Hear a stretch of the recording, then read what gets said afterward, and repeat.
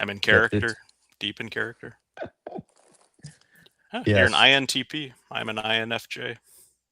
Oh, you're an INFJ. I think I'm an F and not a T. And I am Yeah. an INFP. Hello, Jake Theis. It's nice Uh, to see you. What are you Oh, doing? hey there. Wow, you have good taste in books. Oh, starting with a joke. Yeah, this and then what else do I have here? Oh, the companion to cheese. You could do what that. is what is that? Oh, and a thunderous clatter of Holy games. cow! Oh wow, you really do have the companion to cheese. What is your Yeah. favorite cheese? Ah, that's tough. Favorite cheese? Yeah. Mm, Could you have survived in a time before cheese? I don't think there's like. How long do you think humans went before there was cheese? It's like one of When you those had things where like every year they discover humans were drinking like beer earlier and earlier, and I assume cheese was one of those things yeah. too, where like once There milk came into play. once humans showed up on the earth, there were also crates for us to enjoy different things to give us hints. Yeah. Um, but It's an hello, Andromedan Alina. level take. Have you seen Begonia? I have not seen Begonia. Okay. What is Uh, Begonia? I yeah. oh, it's nominated for various Academy Awards. Good movie, Yorgos Lanthimos. But I've already started dropping cultural references on you. I don't think it's going to get Yeah, any I better mean, for you. yeah. So Jake Tyson and I used to work on Magic the Gathering. He was a brand manager while I was the lead game developer, and we were always friendly. We worked together maybe 1% of the time, maybe 5% of the time. I don't how what nowadays we would Yeah. work together a lot of the time. I think like Wizards at that time, I can't speak to it these days, but at that time was very siloed and very like Way too siloed. Yeah. literally like you would exit buildings and go into other buildings where other departments lived with, offerings if you needed what you needed. It was a Like college campus. I used You're to the physics department, and I am the math department, and we're yeah, related.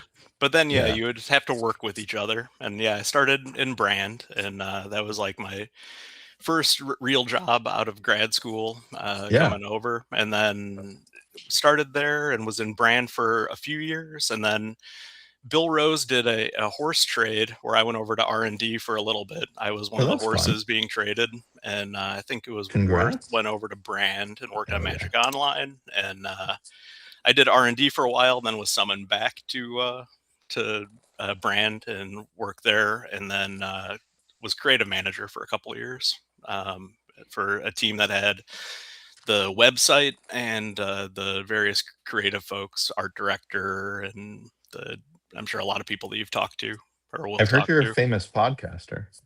Oh,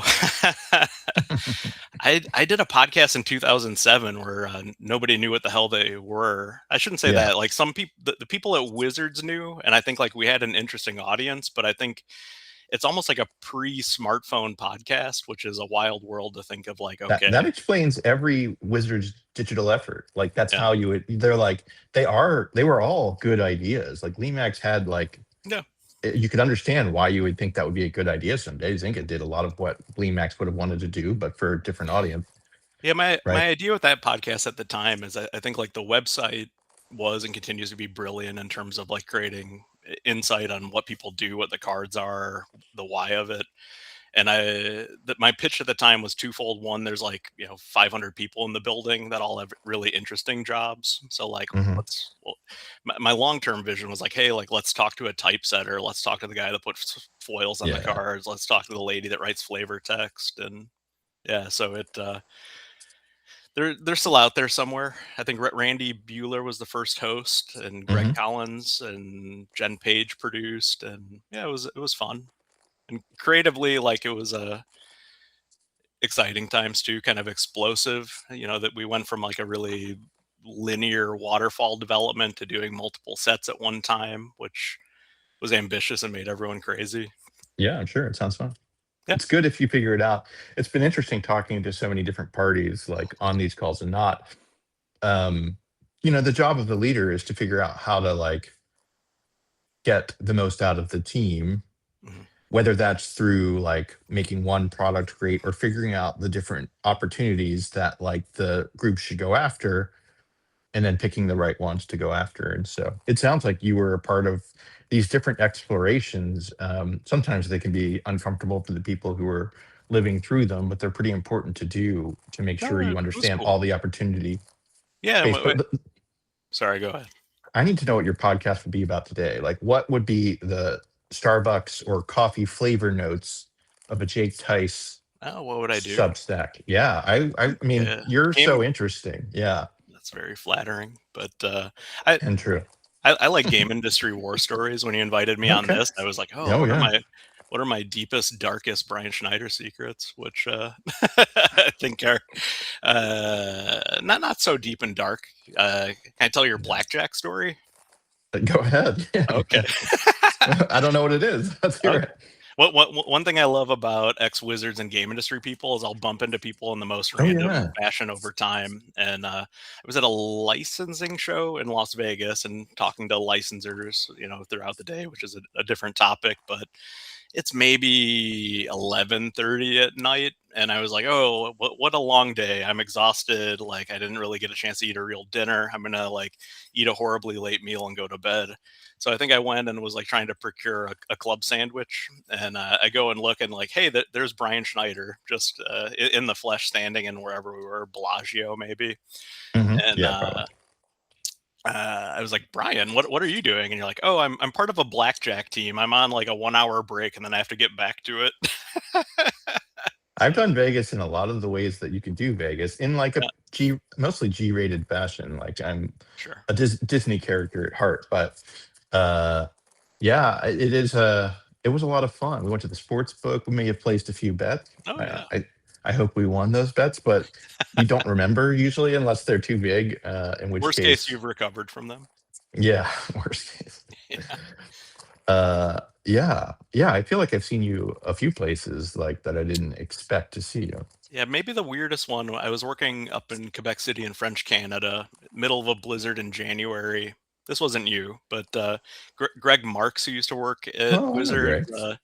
I looked through the door and like, oh, Greg Marks like wandered into our random studio in the middle of a snowstorm, and I think that was like the most random like Gandalf experience of bumping into wizards in the wild, which happens all the time.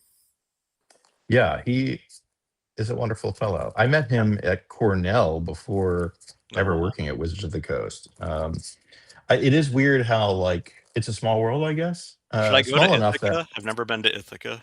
I haven't been there since in 30 years, but No, they they miss you. had a really great truck. They sold the recipe for pizza, the pizza truck to Hmm. Stouffer's. So the Stouffer's pizza that you had in your 80s toaster or microwave came from Cornell first. Oh, some of our So brightest Hot minds. Truck was like, Yeah. I will never forget how delicious that was. In Hmm. fact, I'm reminiscing now, and you can soliloquy for a few minutes while I enjoy that memory. I want to fantasize about French bread pizza too. Can we pause the show? I mean, we need to like. Can you order that? It's interesting when Yeah. we watch like the Great British Baking Show or a Mhm. Top Chef or something. It feels really sad there's not a delivery service to allow us to eat along with the show. Uh, Um, Not you to know be what I like mean? the business guy, but that seems like a huge market opportunity. Like, Who smash wouldn't the want? button to get a torte or something. I mean, the Great British Baking Show, and you could probably the packaging on that would be so sweet and lovable and endearing. Like it would just feel Mm, good both to order, to eat, to order, to make. It's yeah, such a like sweet and charming and redeeming product. yeah. Uh, I worked on a Great British Baking Show game. oh, go on. I did not know that. This is the Yeah. kind of miscellany that like you can't expect. What is this When I game? worked at Ravensburger for about 4 years, That's how I you. That's how it's called. Ravensburger. it depends on your country. So you can say it both Ravensburger or Ravensburger. So Okay. Okay. they're in 100 plus countries, and in the United Kingdom it'd be Ravensburger. Here it's Oh. Okay. Ravensburger, and Good. Okay. Good to know. it's essentially most old businesses, like a monarchy, and that the great grandson of the original owner is the current owner of the company. And Mhm. according to him, which take him as the source of truth, it could be either. But anyway, we're back to baking. Uh, Yeah, what's this game? You sharpen made your a knives. British baking show game. Okay. Yeah, we uh, at the time, licensed games were going through a huge boom, licensed board games in particular. And I got to work with some ex-wizards on some of those, but we built the team out. Some of the guys would end up and go on to work on Lorcana. Um, and we would always look for different opportunities, essentially like what are the games that people haven't seen yet. You know, it was total, even at that time years ago, saturation of Marvel, Disney, other different ideas, which I think you could still do and still make interesting. But Mhm. we were looking for like what is that untapped thing that a family loves that doesn't have an opportunity to like extend beyond the initial entertainment. And from Mhm. doing initial digging, you know, one of the ways that I would approach it is you can dig at Amazon search and just look to see like, hey, what are people looking for that they can't buy? And at that time, you know, Great British Baking Show was something where there was like an old standard format DVD, like a decrepit black and white cookbook. Like it was pretty sad. So we're like, oh, like everyone loves Great British Baking Show. The people that love it truly love it. So the Mhm. idea was, could we go and create something that replicated that experience, you know, where it's competitive but not competitive, and kind of good You natured. just have like a host file where they come over and then give you a light joke or some sort of Yeah, polite sexual innuendo or whatnot, and you we just didn't include those. Maybe next one. We is that how they do? No, I'm just kidding. I think fairly well. I think like Yeah, yeah. uh, one of the things about the board game aisle and mass market is they kind of fall into two camps: the cult of the new hot thing I've never seen before at a reasonable price, Mhm. or like Uno. And like the Yeah. old Walmart axiom was whatever you introduce has to be better than Uno, which is a tall mountain to climb. It's a So great game. Yeah. yeah. So Great British Baking Show, I think for me, just from a war stories perspective, was interesting because we had three possible game designs for it that were like Mhm. three different designers, three different pretty radical tracks that we could take it on. We sent it out to market research, and like all of them rated equally to each other. So it was like, oh well, I guess we just figure out which one What we you like like the the best. best. Yeah, That's kind of a bad sign. yeah, yeah. I guess like or an amazing sign that we had connected with the real electricity of the game I design feel like community. it triggers like the Mark Rosewater, like if they don't love or hate it, that's Sure, bad. yeah, You know what I sure. mean? But like we all love that IP. I don't know what game I would make out of that, but I'm proud of you for making one at I all. mean, a lot of people took part in it. I was just one person amongst them that what was mining for data. That's very humble. I want you to have like this visual behind you of like the tent in your backyard while Yeah. you're like still baking the design. But I think one of the bad things for my own brand and PR is I more enjoy talking about the calamitous failure than the exhilarating wins. well, Like, what's your favorite failure? For God's sakes, let's just oh go where your man, what a heart, great game! Yeah, that you found the game your that really makes it. your It, top 5 failures that you've been party to. it's really funny in that. Yeah, I guess at some point we should talk about successful things we did. But We'll get there. We'll get there. Steve Warner, ex Wizard, Yeah, smart guy. yeah, great guy. And in terms of like figuring out where the hole is in a rule book, I think like among the best. Where if you just are Mhm. like, okay, like what's the exploit that you would do over and over and over again to make everyone's life misery? Like Steve Warner's your man for Mm. finding particular thing. But uh, one of the things that we looked at that time, 5-ish years ago, was classic WWF was something that was very popular, like the Ultimate Warrior, Macho Man, Andre the Giant, etc. 80s generate 80s, late 80s generation. Exactly. And like the Yeah. nostalgia window generally, I think for people is like 20-ish years, you know, where I love that thing 20 years ago. I used to be a free time millionaire and now I have money and no time. So like, let me throw money at this thing. Yeah. And we ended up licensing it and doing a Royal Rumble game, which could, the hook of the game was you could play up to 30 people in it, which a giant crazy board game that we had conceived for like, oh, like this is the ultimate party game, the ultimate like go to a convention and have like a big yelling table of people playing this wrestling game. and Hmm. we conceived it and launched it right into a pandemic. Where getting like 30 people together to sit around a table and play a game was like the literal worst thing you could do in terms of timing. Yeah, that So makes a lot of sense. yeah, That's a so big. yeah, that was a miss, but fun game. Steve did nice work on it. You could definitely like do some sort of posthumous recording of what the alternate reality of life could have been, and like, Sure. Do like more of you. them, and I think concepting new games, thinking vertically and horizontally, is something that I've certainly spent a lot of the last 2 decades doing. Of like, I think that's something where for people new, and particularly like when I started out in the industry, not thinking about like, okay, and then what, okay, and then what, is something Mhm. that gets conditioned into you. Or like, if we succeed, what is the next thing that we do? Yeah, there's a question I started asking at the Brian David Marshall call, Mm, and I liked it a lot because I think for me, you don't start out thinking, "Hey, I'm going to try to be sea change maker," right? When's the moment where you can stand up and you have the confidence to actually, make your own product or even exist at all, right? There's a moment, or I don't know that we all have it ingrained in us that we're just going to have confidence, right? And so what's the moment where you're like, "Oh, I can make things happen," and like I don't need to well, I just think the funny be thing, fed sure. education, right? Yeah. Well, I think the funny thing is the time that you and I were at Wizards, we were both in our 20s. And Hmm. when you're in your 20s, you don't know any better. Like you No. essentially are like, oh, like I just walk in and demand like change or demand the thing that I want. Yeah. I think without like the realizing what the different ripple effects are. And I think like, like let's start a podcast is something where like could work, could be really interesting. But then like certainly at that time I didn't have the like, okay, and if then it works like in year 3, what does this look like? In year 5, what does it look like? I think Hmm. your time horizon is immediate the younger you are. And then certainly the more that I've been in the game industry and worked at different spots, like you start to think about like the real value is building that long horizon out and working backwards. Like I was at Gen Con for 7 years.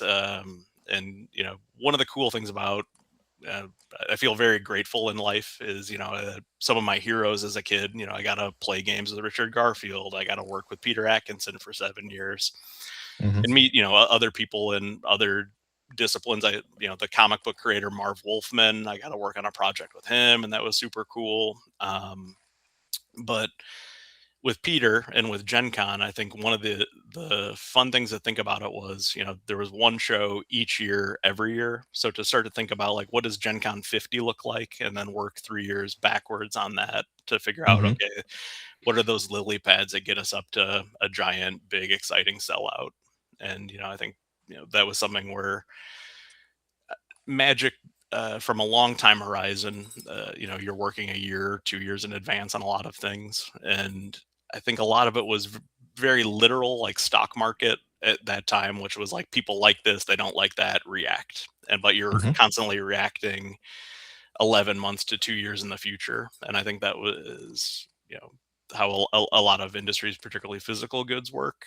But certainly at that time, I don't think we had the, okay, here are the 3 different possible paths, or like we weren't thinking from a resource standpoint, like if this happens in this outcome, we go to path A. If this happens in this outcome, we go to path Q. Like it wasn't structured that way. I think a lot of the innovations end up being technological, and it wasn't a tech company, and so you don't have a lot of the DNA that you would normally have to be like prospecting for where the next opportunities would be. So like strategically, I think the company had a lot of like strong people, but it didn't have the right tacticians in the right spots to mine for gold. Yeah. That's how I perceived it, right? And so the DNA wasn't there. I think now it's probably much better as the company has Yeah. become more aware of how to grow its business for sure. And I think like as I was leaving, I had got encouragement from Bill Rose and Aaron Forsyth and others that like those positive changes were coming. And I think Yeah. like that was a spot where like had I had stayed there over that time, like I'm sure it would have been a lot of fun to surf along with a lot of those changes. Like, I'm really happy I left, not because, Wizards bad or anything, but I'm happy I left because, I got to live a lot of different lives and life experiences after that. But I think, like, I always love looking back and being like, oh, like, that's brilliant. Like, when Secret Lair was announced and then Yeah, it's erupted, really I was cool. just like, oh, like, this is way cooler than anything I did at that time at Wizards. And there's things I worked on and was proud of and excited about, but like nothing I did is as good as Secret Lair, like conceptually from a business standpoint and on and on. And Yeah, as a collector, it's really fun. Like, mhm, uh, yes, I started this project like 4 months ago, and so Facebook has just started showing me all these things, assuming that I'm an avid Magic player. sure. But I kind of love a lot of the stuff that I'm seeing. I'm like, I see a plateau or a tropical island. I'm like, those are my Oh family, yeah. What's your they're favorite my Magic friend. card? What's your first Oh, Magic card love? I in the book, like my first, I got Force of Nature and Personal Incarnation as my rares, and they were pretty special to me. I love Chaos That, Orb. It that was just so that's bizarre. pretty nasty. Imagine how life year different would be if you had a ward, or I'm trying to think of what's what's a Those weren't ward. rare, but yeah, yeah, yeah. And I Yeah, probably did have like Blue Ward. You're like, no one plays blue yet. yeah. My friends can't understand the blue cards. Like none of us can even use this because we can't play blue. I think Demonic Hordes was my first rare. That was a Unlimited good Demonic card. Hordes, I I mean, it think. was fun. Yeah. I don't know that it was a good card, but it was a fun card. Yeah. Oh, I loved Mono Black back in the day. Is that what's your casting cost? Hmm. I don't know what your casting cost is. I couldn't tell you what I think you're. I'm like thinking about it now. Who are you? I've been in business for a long time, so it probably leans towards black. I think what was a Ben Sec that You, was doing yeah, yeah. the vociferous defense of black He's mana. yeah. He's like black's not bad. Yeah. This is why black is not bad. So I And feel he like made this a is good like a argument. good Yeah. point to put in like the David Foster Wallace, Chuck Klosterman anecdote. Like he can defend it. I think he did a really nice job with that. But give me the Necropotence cost. I'll go BBB. Yeah, yeah. That's fine. You can hit me on a Dark Ritual turn one. I have Yeah. enjoyed Necropotence many times. Yeah, Howl Yeah, from Beyond, I remember, like, really was that's a good one. like take away your cards and Howl from Beyond you to death was like one of my early ideas. Yeah, I I started out as a trader, and Mm, we had a baseball card business. My dad started with yeah, us to teach us how commerce works when we were I teenagers. love that. Yeah. And yeah, he was a very. I want to get him on the show. If you want to give him a text after, I need to Hey, get Brian's momentum around it. dad, get your ass Yeah. on here. He's going to Magic Con with me in Vegas Nice. in May, but he actually was very supportive Yeah, about all the Magic stuff too. But I was more interested in the trading aspect when we started sure. out, and like had built quite a collection just from that, using that skill set. I had not thought about playing it so much. My brother was definitely more drawn to that aspect. Like he Brian, was, you stepped right into my trap. oh, what go on? A thing that I've talked about for a long time that I think makes more sense if you're as old as we are is essentially like the plummet of junk wax baseball cards and like the Oh cratering yeah, into the baseball strike in 94. that was And tough. then like the comic book industry was essentially like peaks at like 91, It 92, and and it then also bloats. and then you have all of these different stores that are essentially like, hey, we used to sell this thing that people loved and now like nobody comes in here anymore. How about Magic? You know, Yeah. Thank how you, about baseball card industry. and comic, Sports and I'm cards. sure Yeah. coins, and like I think like that 80s 90s collectible boom basically needed somewhere to go, and like luckily Magic is like a great game. So And not Spellfire or Vampire or SimCity Legend of the TCG, Fire Rings, I played all of those. Like it's Illuminati, Raid, all these, yeah, oh Shadow yeah, Fist. They were all there back in the day. I Yeah. played them all, baby. I got Star Wars. Yeah. closets full of old dead TCGs. I So mean, those are just yeah. family members that you have to take care of. There's still like little pieces of those things that I think about, or things where I'm like, oh, like I saw a game do this, and then nobody's done this since in various interesting ways. Where like and some where it's like, oh, nobody would ever do that ever again. But um, has there ever been a good sports TCG ever? Like is it a not n- possible thing? no, but we're probably getting to points of where like there's NDA zone there of things where Oh yeah. I did not know that. That's totally fair to say at any point. yeah, I non-disclosure that was like agreement for the people that aren't yeah. bound That by a was like lawyer. me asking for Jake's Yeah, credit card number yeah. in industry knowledge. I did not know that, and we don't people need to talk about it. people love humanism. I'm gonna let my dog out of my office. I'll be right back. All right, do it.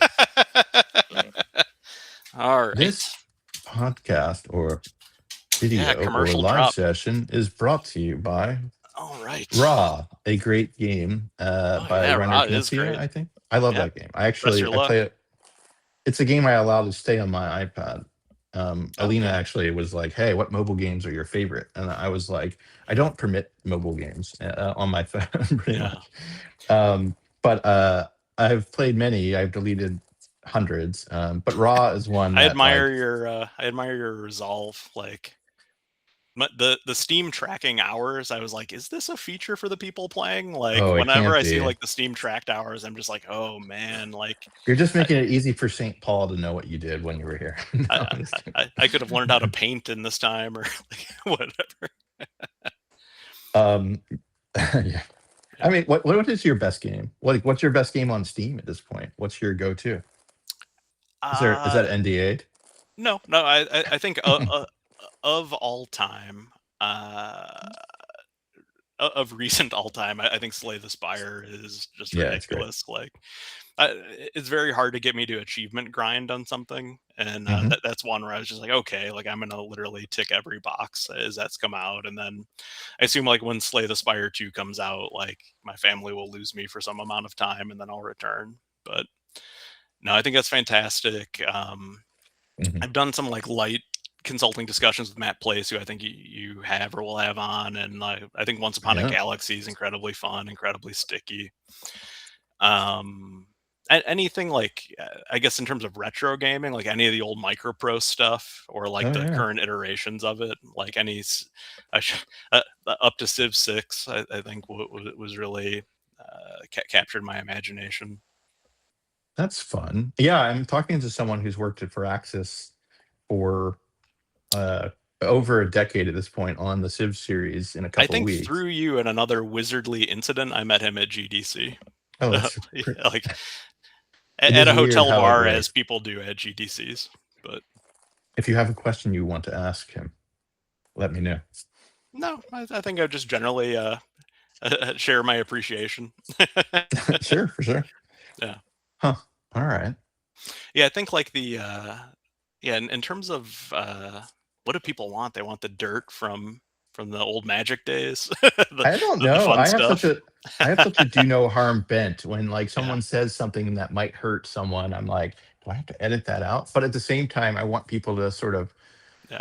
share their perspective on things with the caveat that like you're better off going in from like a Rashomon perspective where you state Oh, your for point of sure. view and Yeah. not attack another person. So I can tell from like an earlier call, like some people want to, speak their part of it. And I think they Uh, should, but they should do it in a way that's I like don't feel that allows way. the I audience. feel Yeah. really grateful about my time there, and I feel Yeah, me like too. a lot Me of too. people, it's like, oh, like that was university, like that was like okay, like I came out of there with a game It's design really degree lucky and so in many smart, game great creation. people. Magic in particular has like was a game that brought a specific type of person together that didn't have a place to go before. Like Yeah, it's catered to like a set of kids who are really smart but like didn't quite fit like the normal molds, and like it's turned out really well for the people like magic who found magic and vice versa.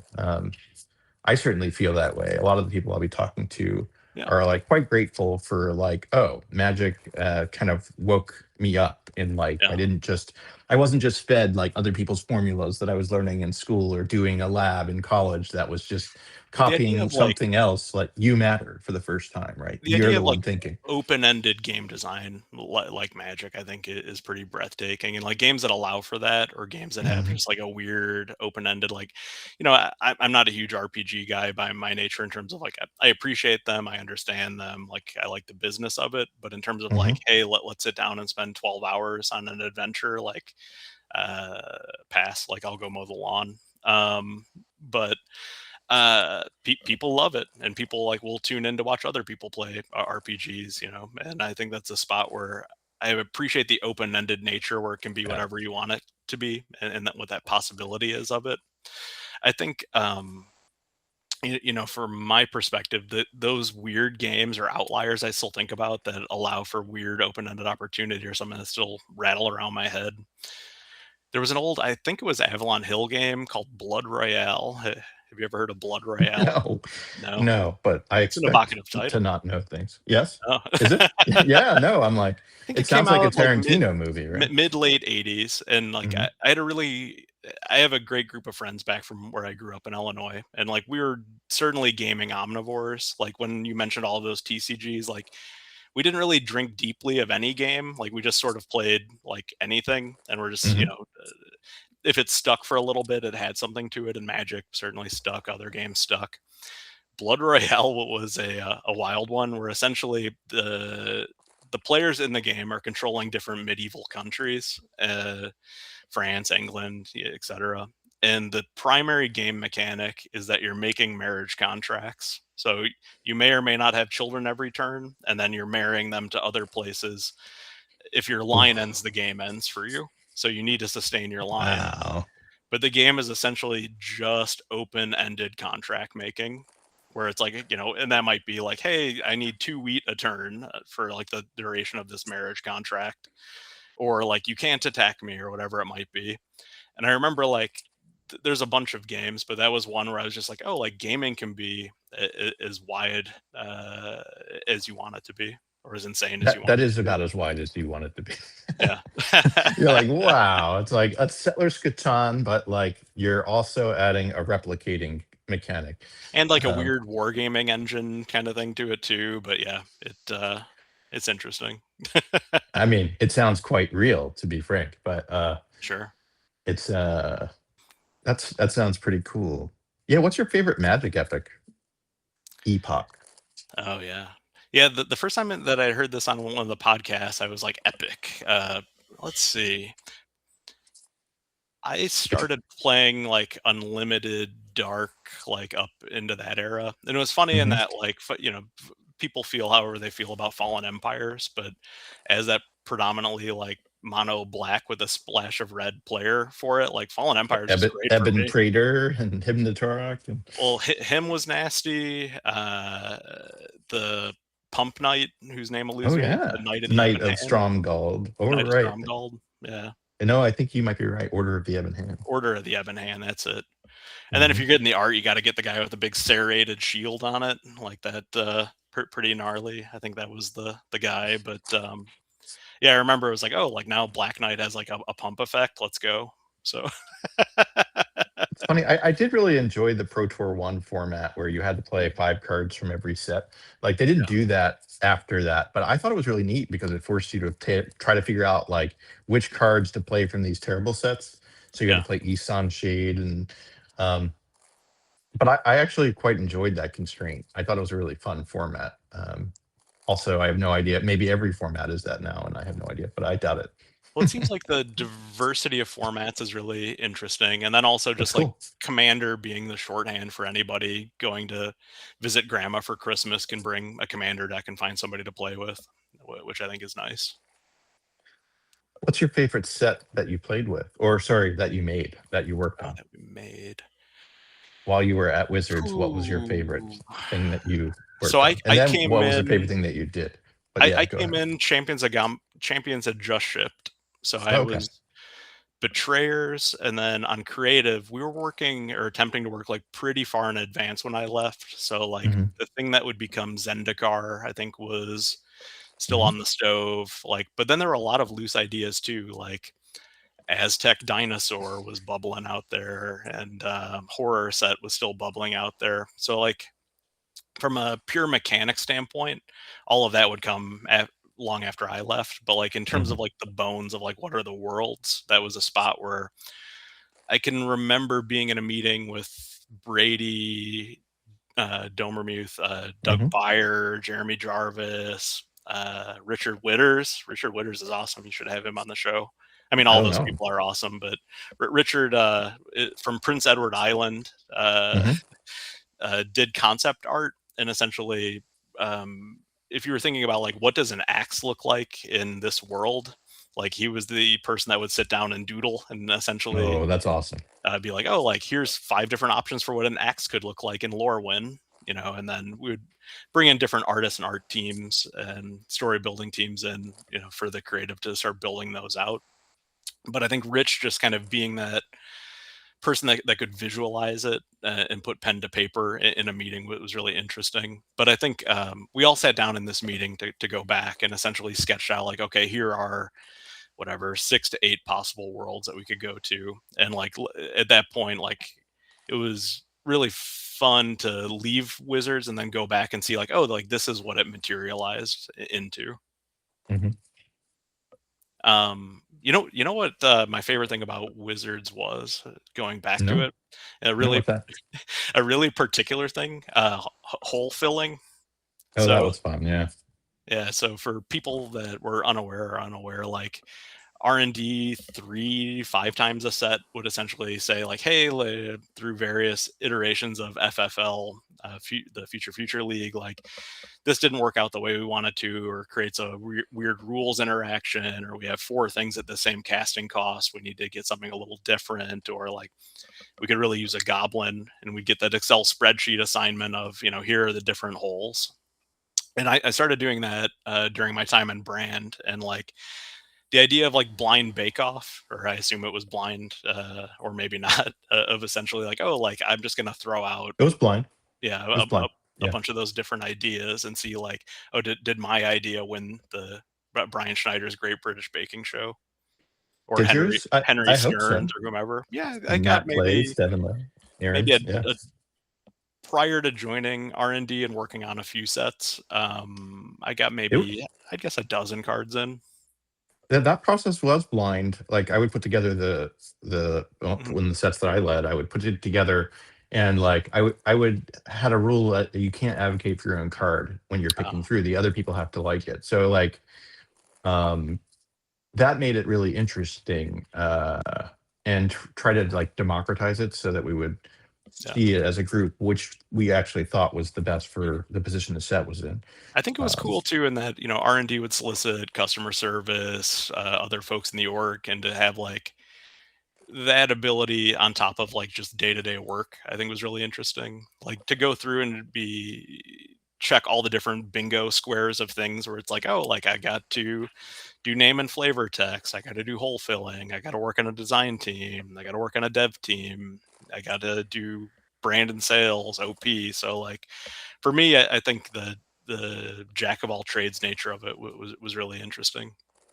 yeah, I prefer over time, like I've come to be like probably abnormally inclusive in how I like studios to work and connect. And there are different Yeah. people with different tastes, they have different personalities and different Hmm. just energy needs. But like I tend to like basically survey everyone or give everyone a chance to give meaningful input in a way that's normalized so we can get signal. And then I show the whole team, Yeah. hey, this was the perspective, this was like what we thought.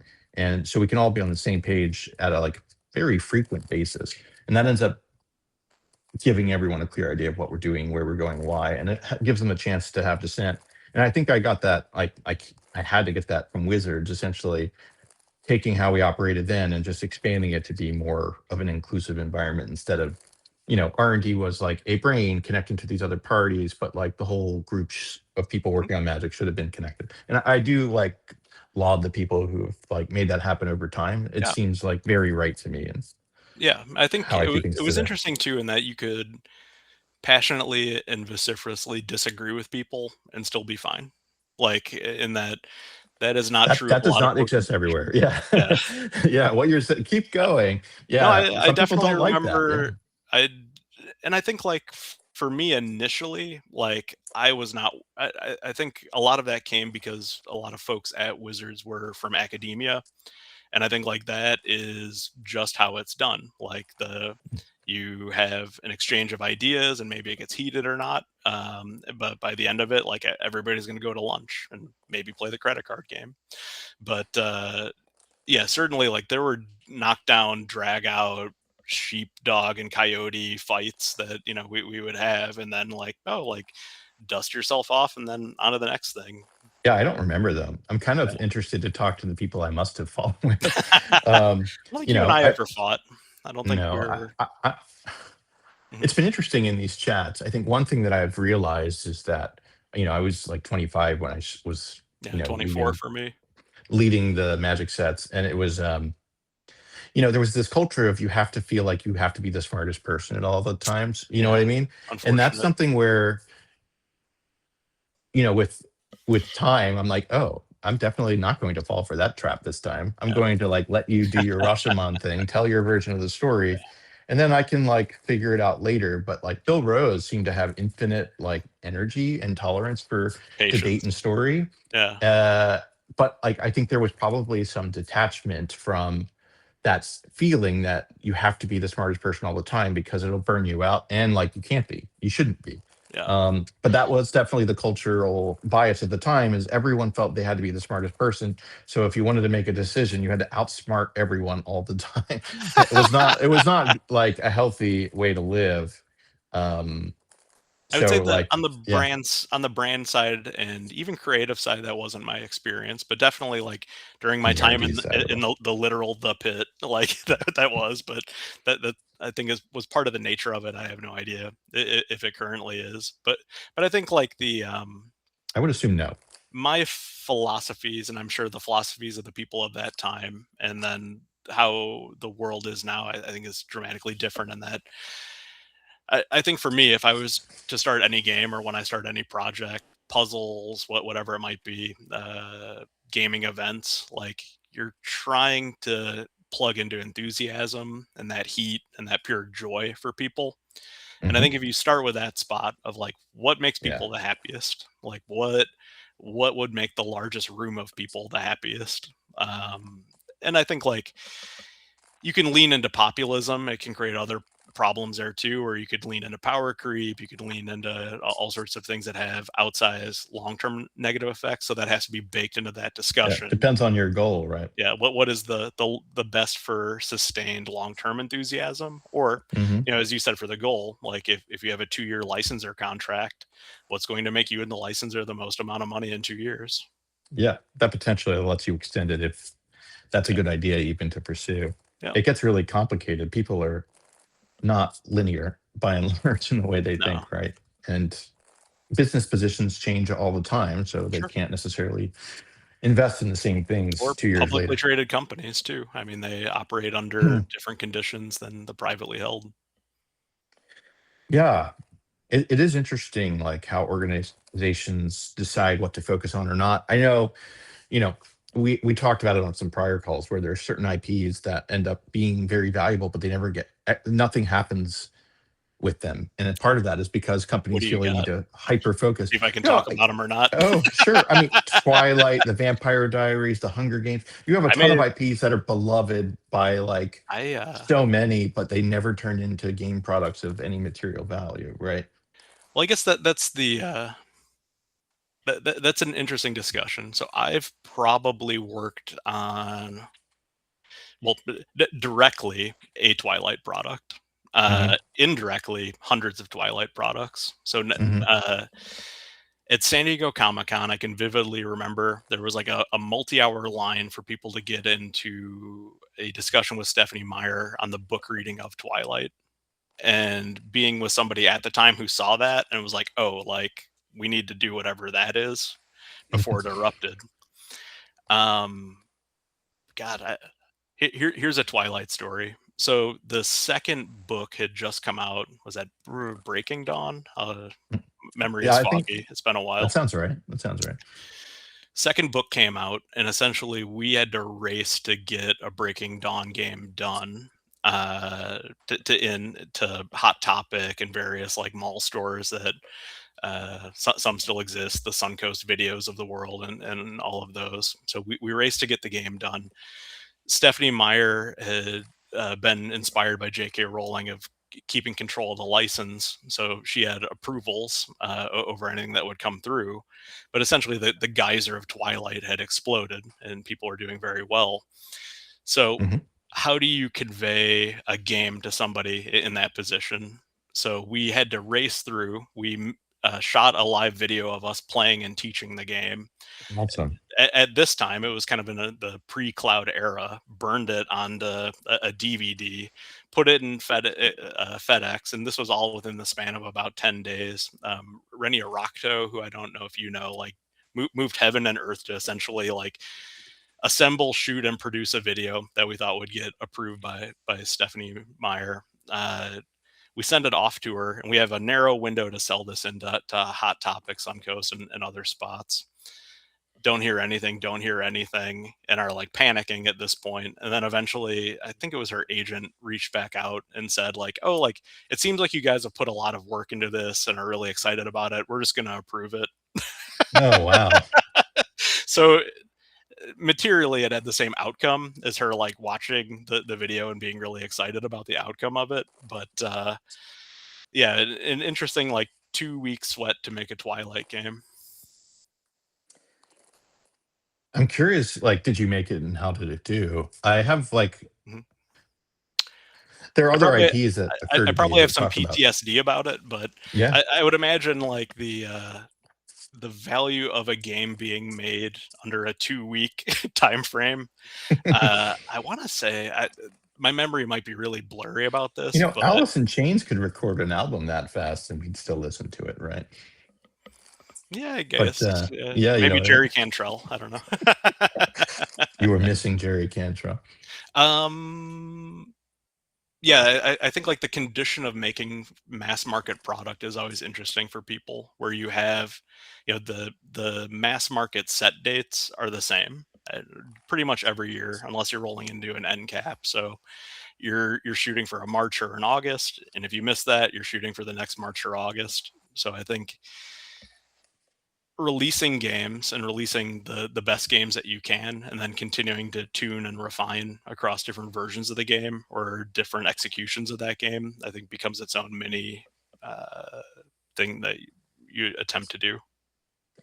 I think one thing that's occurred to me in recent years is, you have Game of Thrones hit. There's a mobile game that, is was really successful, but it's not like all Yeah, that could have been done with the IP, but like that IP basically wasn't used heavily to any real end video games or card games. And then you have Barbie has its moment a year or two, or 2 years ago, I mhm, guess, sure, where the movie comes out and we all watch it and it's beloved. yeah, Like, what's supposed to happen there from like the gaming side, the gaming perspective? Like, it feels like these IPs like yeah. I don't think think about games or miss moments with I think things, right? Fantasy Flight games did well with some Hmm. Game of Thrones stuff. So I Yeah. think like that they would be an exception to that. I think the tricky thing is during the window of Game of Thrones popularity, the story is still evolving. So as you're Hmm. cutting into stone for that, I think as somebody creating, you don't want to essentially release product, look back and say like, oh, like the character that we're really excited about as a protagonist of this set is now the show's antagonist or get killed off in the first 13 minutes of an episode.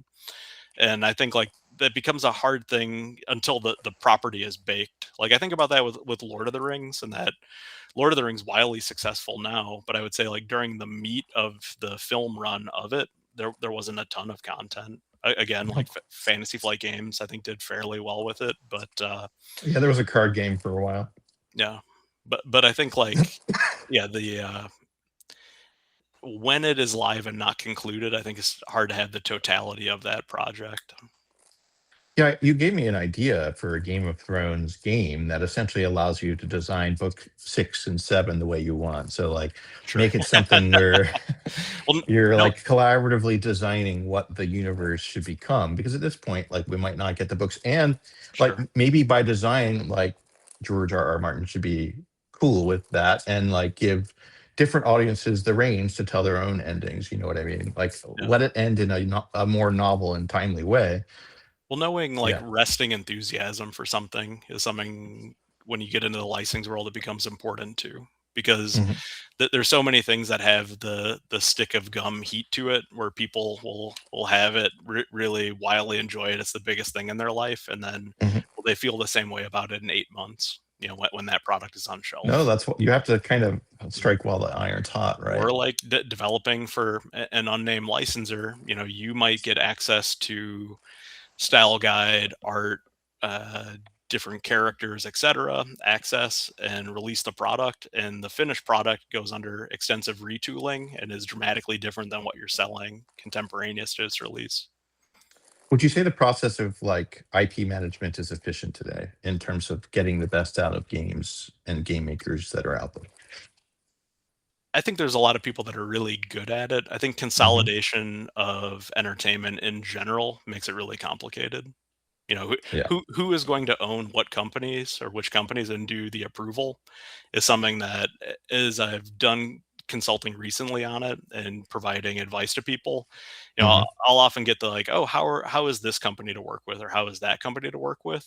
And I can say when I did recently, it worked this way or that way. In 6 months, that might not be true. Yeah, that's right. So I Yeah, think that the consolidation is going to continue to accelerate too, where I think that's a spot where there are going to be fewer companies. And I think to your initial question, I think it'll become more and more efficient over time. But I think the negotiation becomes more difficult. yeah, it's a very human problem, right? It definitely becomes about knowing people and understanding the sea Well, I think changes that happen and how the winds blow and the stories that you need to tell and the signal you need to provide, right? well, I think like licensing taste and box office is changing dramatically now too. Like just seeing It must. the taste of even 2 years ago versus now to see like anime, licensed video game, movies starting to erupt, and that change in IP taste. I think you know all things will have different cycles to it. So I imagine like it will cool off and then comic books will heat up again. You know, I think you mentioned Twilight earlier, like vampires will overheat, zombies overheat, Hmm. aliens and sci-fi overheats, and then it ends up coming back into vogue. But yeah, I think in terms of opportunity, um, solving for awareness is always one of the more challenging parts of any game. So like when you talk to different game designers, they'll talk about the difference between the design and the R&D side of it and then the marketing side of it. And I think that has to be in unity from launch now more than Yeah, ever, for sure. because a lot of companies are getting that right, and that's what you're competing against. That essentially, like designing algebra that somebody's going to put a skin over, I think is very difficult these days, unless you're selling a very lightly skinned game or non-IP game. But I think in terms of the general construct or conceit of that when building, like working with the licensor, working with the game designer, and figuring out again back to like what are people most excited about and harnessing that. Makes sense. I kind of want to ask, what IP that you'll never work with have you Oh, always wanted to work with? oh, that's a good Like, one. if you could make an Archie card game, would you do it? Right? It's that level of like, I came you don't close to have to choose. doing. I came close to doing Archie comic book boxes, and the licensing guy from Archie is a delight. He's like one of the best guys. Like Hmm. working I don't want to be diminishing because Archie's made hundreds of thousands of dollars, This but like big IP, yeah, working with, Riverdale. but like relative to a Disney, you know, like it's different. But like working with smaller licensors can either be the best of times or the worst of times. And the Archie guys were really fantastic to talk to. I did a licensed product with Kevin Smith and Jay and Silent Bob's Secret Stash in New Jersey, and like just in terms of cool, like it was a very friendly, favorable deal. He was excited about getting a bunch of comic book boxes. We got to see his store and take a That's tour of it. awesome. And like, there's a lot of really cool stories, and then there's a lot of like go into big corporate offices with 30 other companies, and then see who has the highest bid. Yeah, I kind of want you to do your Robin Leach of like experiences that were the coolest, right? Where you're like Uh, the lifestyles of the rich in brand management. You're like, people by name might not be familiar with Pusheen, but is essentially an emoji cat. And when you see the cat as the basis of it, or duck, like we'll grok it immediately and say like, oh, okay, I know who this is. We did a license game with them at Ravensburger, and they couldn't have been cooler. Like they designed custom stuff for the game. They were really friendly and easy to work with, and like those stories are the ones where I'm really excited to share it. But like Disney also very very interesting. Like going to their main campus, and I've got to see screeners of upcoming films like in Walt Disney's personal studio, which was wild to be like, oh, like he was here and watching the same thing years ago. And I'm not personally a huge Disney fan. Like I have a daughter who likes Disney, but and I've done a lot of Disney licensing over the years. But I like to be in that studio. No food at all allowed in there. Like I assume like it was just Walt with like a plume of smoke in the back of the theater, watching whatever it was. Apparently, and I'll get back to the question you asked here in a second, but apparently he would mix two different brands of cans of chili together as his lunch just about every day. So yeah, I think the tent pole of American industry is built on two cans of mixed together chili. that sounds delicious, actually. William Joggich and I were talking about this time when like he was like living more austerely, and he was like he just ate beans for like a couple months and was much Sure. healthier and happier. It was like Okay. a really cool story. So like maybe they know something we don't, because after this I'm gonna get a delicious Food, sandwich or food, something. food stories from the pit is kind of fun. I remember I Sure. I haven't talked to him in years, but I sort of bonded with Henry Stern because he would bring weird food into the pit and I would try it. Like I think he brought in like an octopus dish that he had made, and I was like, yeah, whatever. Like durian, I think durian came back from a pro Oh, tour, and we ate a durian in the office. durian came up often for some reason. Like we would go to get boba tea, but like not at a Yeah. boba tea place of the modern era where it's just honeydew or whatnot. Mm, Or like brown sugar. It was like sure. durian, Yeah. like lychee, and you're like taro root. You're going to have like a very authentic like Yeah. take on it. And durian was like the challenge. If like we wanted to bet, hey, you think Yeah. you could drink all of a durian boba tea, and if Test you your do, you fighting get 20 spirit. bucks. Yeah. Yeah, it was like that. I never did it. What's the biggest credit card game you've ever seen? You don't have to say who was involved or who won, but Oh, I don't know, man. I'm sure like I've been in yeah. thousands of dollars worth of Yeah, I think it was like credit card games. 17 people at a Brazilian steakhouse was like the coldest sweat that I had seen. Hmm. I never did like the super credit card game or whatever it was called, the side bet for the the opt out No, cash. That was, yeah.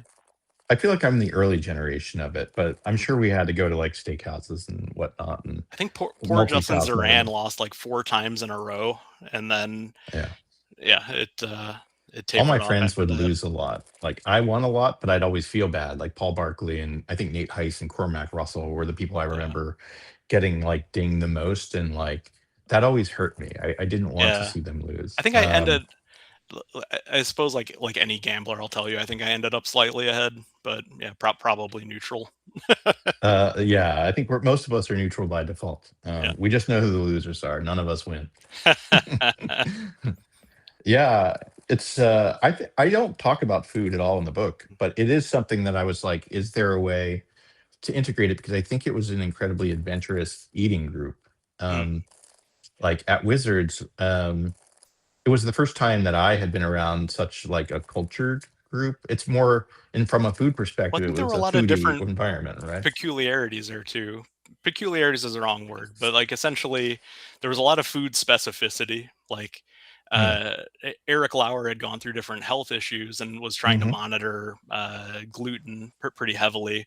So whenever Hmm. I would go out to lunch with Eric Lauer, which is fairly often because he's a delight, like we would go out to Mongolian Grill because he could see each Oh yeah. item as it was going into the bowl. But Yeah, my a weird Eric Lauerism like that I think about that I have no one to tell but you and whoever's listening, who is great. I have in only a few short years of working with him, I still share stories from this era. But Go for it. I don't. I'd be curious if you end up talking with him at some point. Yeah, I want to. He was talking about stock trading at the time. And, we would randomly talk about like things we were in our 401k or different investments we were making. And he was like, I think my philosophy is only to buy a stock if it has hit its all-time high. So he was like, oh, like your goal with the stock is that it should just be screaming skyward at any point. And if it is diminishing, like it is failing to do what a stock should do, which is always be at its all-time high. So at the time, he was looking at building a portfolio that were just stocks that were nearing their peaks. And I'm sure like there are things like a Netflix or other things that have probably done quite well in that space. But I often think about him whenever it's time to fill up the IRA or buy stocks.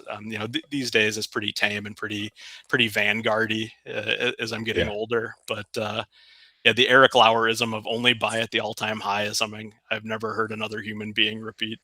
It actually makes a lot of sense. Like the winner Yeah, tends to keep winning more over yeah. time in this capitalism, right? So uh By the nature of Substack, do we have to say I'm not a financial consultant? Eric Lauer might be. I don't know. I think that like someone will have AI generated that they Sure. are a consultant and not They're edited that selling out. bets on So if we'll talk about betting on the footer. Yeah, I don't know. Substack's an interesting ecosystem. I mostly interact with people that I know, or I talk about things that I know well. yeah, So I try to just create signal. But it is fun to see what else other people are doing. I do like some of the creators an awful lot, yeah. what they produce in their entertainment. Um, it's good for like allowing different creators to deliver different types of mediums to different types of brains, right? That want different types of things, right? It's different from Instagram, which is kind of narrow, or TikTok, which is kind of narrow. I think Substack is the most flexible of platforms, This is and that makes it neat. this is the first Substack live video I've ever been on, Brian, and you can take that I, as great praise that I've deigned to appear on Substack Live. Thank you for being here. Actually, that's true of almost everyone. I Yeah, know. It's funny. Justin Gary and I are both. Justin Justin's Gary great. is a Yeah, CEO of Stoneblade Entertainment, but he and I were recording yesterday, and we didn't record on Substack Live, even though we're both on Substack because we couldn't both get into the same recording window. So we went to interesting. his podcasting platform, which taught me a lot about why Substack is better and worse than other Oh wow. platforms for podcasting. But I think it actually What the country video, is what country is Justin currently in? the United States of America, from what I could Oh, tell. I've heard of that one. I Yeah, he was in oh, Italy, I think, recently. Yeah. yeah, I've one of the great joys of talking to Justin is, it might be Thailand, it might be Greece, like you have Yeah. no idea, like in terms of the digital nomadic lifestyle. Yeah, my first call was with Nate Heiss, who I think was in Argentina, but then he was going to Costa Rica, and he's like traveling around the world to figure out, where he might want to live for a longer stint. And it's like the two of them watching them globetrot. Yeah, Maybe we'll throw John Schuler, and if you know him, he's a Magic pro from like 30 years ago who okay, like has been not like traveling on boats, working on boats, yeah. traveling to all the countries in the world. And you're like, are they ever in the same place at once? I know like Rob Watkins has done extensive Oh yeah, travel, and to yeah, I think Africa. I love travel and find it really interesting. When I was 24 working at Wizards when I started out, and they were like, oh, like you can go places for work, like I would eagerly accept wherever it was, and ended up like, I shouldn't say ended up, I it kind of went under a seniority pecking order system where they'd line out the trips for the year, and usually like Japan would fly off the board, Italy would fly off the board. So I've been to your beloved Baltimore many times. I've been to through Wizards Atlanta, Fort Wayne, Dallas, Fort Worth. A lot of domestic randomly at that era. And I guess my one regret is like I was so young at it that I hadn't quite parsed like how important frequent flyer miles were at that time. And I think Oh like yeah. in retrospect, I could have gotten like plus two or three nice trips a year just amassing. Is it your biggest life's regret? Because Ooh, that's a good biggest one. life regret. No, no, no. I don't. I don't have too many regrets. That's the right answer. I'm so Yeah, glad I asked that question to no, you. I got I don't. a great daughter, great wife, great house, great dog, great career. Like I feel like we're pretty similar in our like I don't know what perspective else I on would things. ask for. You know, I think, No, it's like a lot to be grateful for sure. but I think there's also like that kind of like Epicurean mindset, which I have, which is what is good is easy to attain, like Hmm. camaraderie, food, time with loved ones and friends, like all the best stuff is very easy to get. Yeah, I like your perspective. Oh, I'm glad that the ancient you're an Greeks had it optimist. before I did. I'm just That's sifting through the true. books. Yeah. I mean, in general, optimism and is a better way to be Well, I than think that pessimism, there's right? plenty to be pessimistic about, but in terms of like Yeah. setting myself up for happiness or someone setting themselves up for happiness, like Hmm. I guess I am lucky that chemically my resting spot is generally pretty jovial and having a Hmm. good time. But then I also think like if I uh, you know one big credit to your Substack is I saw Brandon Bozzi's one Yeah. post live, I think through your Facebook, and I was like, oh my gosh, I love talking to Brandon Bozzi. Like I can just call Brandon Bozzi and talk with Brandon Bozzi, and then my day will improve 10%. And I think Hmm. it's a little thing now where like as the world apparently I think feels like it's getting more well, I think there was a period of time where social media and false identity what was a big piece of people's human experience. And I think we've likely seen peak social media, but Hmm. from what I see from different stats and usership, it seems like 2022 was the peak of social media platforms. But now, like, COVID certainly gave us like a lot of time. yeah, and Yeah. I think too, like just the limits of it, of like FOMO, artificial realities now, or like just the human experience of being able to sit down and play games with people, or like, hey, like, pizza is good. Like, do you want to order a pizza and hang out? Is something that is pretty hard to beat. Yeah. That makes One it is. thing, Yeah. one thing that you talked about on a prior podcast, we'll go back into the lore, Right. but Yeah. one thing that I have retained that's a Brian Schneiderism at other places since I've left, that is essentially when you're about 8 to 10 minutes into playing a game, you generally know as much as you need to know about the game. Yeah. Uh, I would say, like, from a full line game developer, certainly you need to tune more, learn more language, end game, etc. But one thing Brian used to do when we'd play in FFL is we'd build our decks, we'd sit down and play. You get 3 turns in, Brian would pick up the top 7 cards of his library, top 7 cards of your library, and say, "Oh, you won," or "Oh, I win," and I then don't care who wins. yeah, Yeah.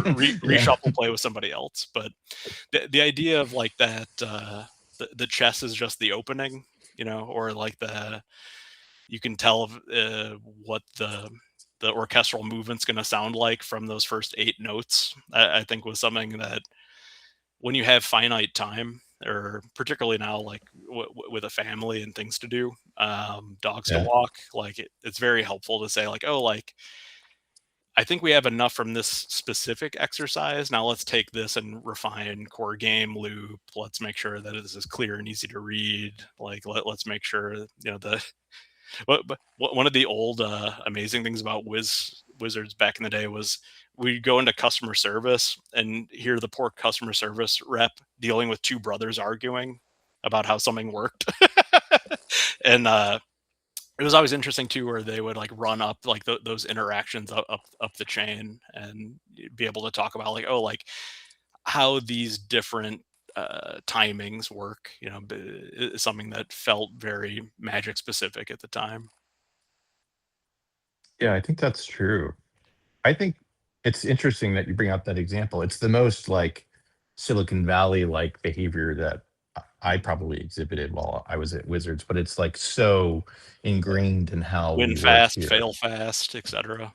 like you're there to get like the knowledge you need, not like I remember playing with some folks I'll talk to in the next weeks, Mhm. Paul Sotosanti and Devin Lowe. They Oh were yeah, incredibly good good Magic guys. players, Yeah. and they were the slowest people Oh, to play against. And you're like, I'm not judging you based on you whether you win or lose. I'm right. judging you based on how good the set is that you release. So Yeah. it's like, but they're both really smart and really incredible. Oh yeah, And in your early 20s, you get a nice pack. guys too. And they've made great games since. Yeah. And we will have fun reminiscing, and I'm sure they'll make fun of me. Yeah. But uh, Yeah, I think like yeah, akin to Brandon Bozzi, a lot of my FFL experience was like really savoring those 3 turns before I got stomped. But are you like a shark now? Because when I play no, Brandon, that guy is a hunter. Like I have not cared about winning games much I for think it 20 years. I am not a shark. I think some Euro games I'll get more competitive at, the ones I've Hmm. played at more or longer, but I think like exploration of different strategies or riffing on those is more interesting to me. But I think like I don't know if you have the same experience, but working in games for as long as we've done it and thinking about it, generally, if left to my own devices after the workday ends, like I've funneled the majority of my time to non-gaming stuff, Hmm. movies, music, uh, other cooking, other pieces of culture, and that I think it keeps my workday brain a lot fresher and a lot Yeah. more whole than it would if I was spending all of my time playing games, which I certainly did at Wizards, like at Wizards all day and all night. It's really interesting. Riot culture is Mhm. definitively different than other cultures. I think Wizards was probably similar early on, where you're playing games all the time. You're playing Reiner Knizia games at night, or StarCraft at night, or EverQuest at night. You're playing something, and you're always thinking about games. And the vibe of Riot, at least in its early days, was you had to be competitive and you had to care about playing a lot. Hmm, Um, and I think that's good for a certain kind of, if you're building a very competitive game sure. that needs to be made very well, I think it makes a lot of sense. From like a company culture perspective, there's going to be good and bad in it, but I would probably also bias towards a more cultured take where you're actually getting influences from different Yeah. spheres, because it's really important to be a person and then translate being a person into building products that connect for people, right? Just It's a learning very about different. culture and human interaction, I think is really important there too, as opposed to just the X's and O's of winning. Is there like a media experience of any entertainment type that like feels the most Jake Tice in terms of like, if Mhm. you, it doesn't have to be something you made, but it's something that you appreciate in a way that makes you wish you made it, I guess. You know? Ooh, that's a great question. I'll need to think about that, so I'll stall you while I tell you about another thing. Yeah. Yeah. Go ahead. Do you use Letterboxd at all? The app Mm-mm, Letterboxd? Oh, mm-mm, if people take anything away from hearing me yammer on for a while, the Letterboxd app is fantastic. So it's spelled like letterbox with no e. mm-hmm, The app, in terms of just retaining and recommending movies, is fascinating. For at least a decade on my phone, I had the notepad file of somebody recommends me a movie. I put it in the notepad file, and then it comes to Saturday night. My wife and I want to sit down and watch a movie. We sift through the file or whatever's new and try to figure out what we're going to watch. But in terms of being able to track an open watch list and then filter it to go down and say like, oh, like what are we in the mood for tonight? Let's watch a 90s thriller. And then to be able to snap down and say, oh, there are 3 1990s thrillers on my watch list that we have not seen, and watch, whatever, Malice with Alec Baldwin. yeah. Yes. Or to be like, oh, like let's watch a 80s comedy. What are the 80s comedies that we haven't got around to? So I think in terms of just rounding, like it's been amazing. And then it also has saved us from just like sifting through platforms all night looking for the thing that we want to watch. We can kind of rapidly get to whatever that's going to be. But I think Letterboxd is brilliant, and looking for recommendations or critical recommendations. I think the Letterboxd of board gaming, the Letterboxd of gaming, the Letterboxd of music, all of that um, will happen or is in the process of happening. And I think Hmm. like I guess I'm less excited about an algorithmically served recommendation engine than I am to say like, oh, I love this game designer, put all their games onto my to play in the future list. and export that on there. Or like from a film perspective, like, oh, the cinematography on this movie is amazing. What else have they done? Add it all to the list. And I think that's a spot where that kind of auteur presence for it is something that I'm really excited and interested in. Cool. I had not used this app, so I will check it out. I do feel like I spend a lot of money and get a lot of media to consume from doing these calls. Oh yeah, Pomaderis, I books. spent like $100 during his call. Like, What'd you get? Anything fun? I just got them in. I think one is a game, a board game he recommended, and the other was like a fully fleshed version of Jaipur to play Oh with the yeah, kids. Jaipur's Uh, great. I got them one when they were like 3 and 1, and then they just played whatever game they wanted They to nod with on it it. and Yeah. lost the cards. And Yeah. so the other one, I'd Cole have is to. great too, by the way. I Oh, worked with you him on know a. Cole. Yeah, I think you might have recommended him as a contractor to me years ago, and we worked on a NDA game project together, and he's great. Yeah, I agree. I quite like our chat, and he is a game designing dad, Yeah, which is the best kind of dad. yeah.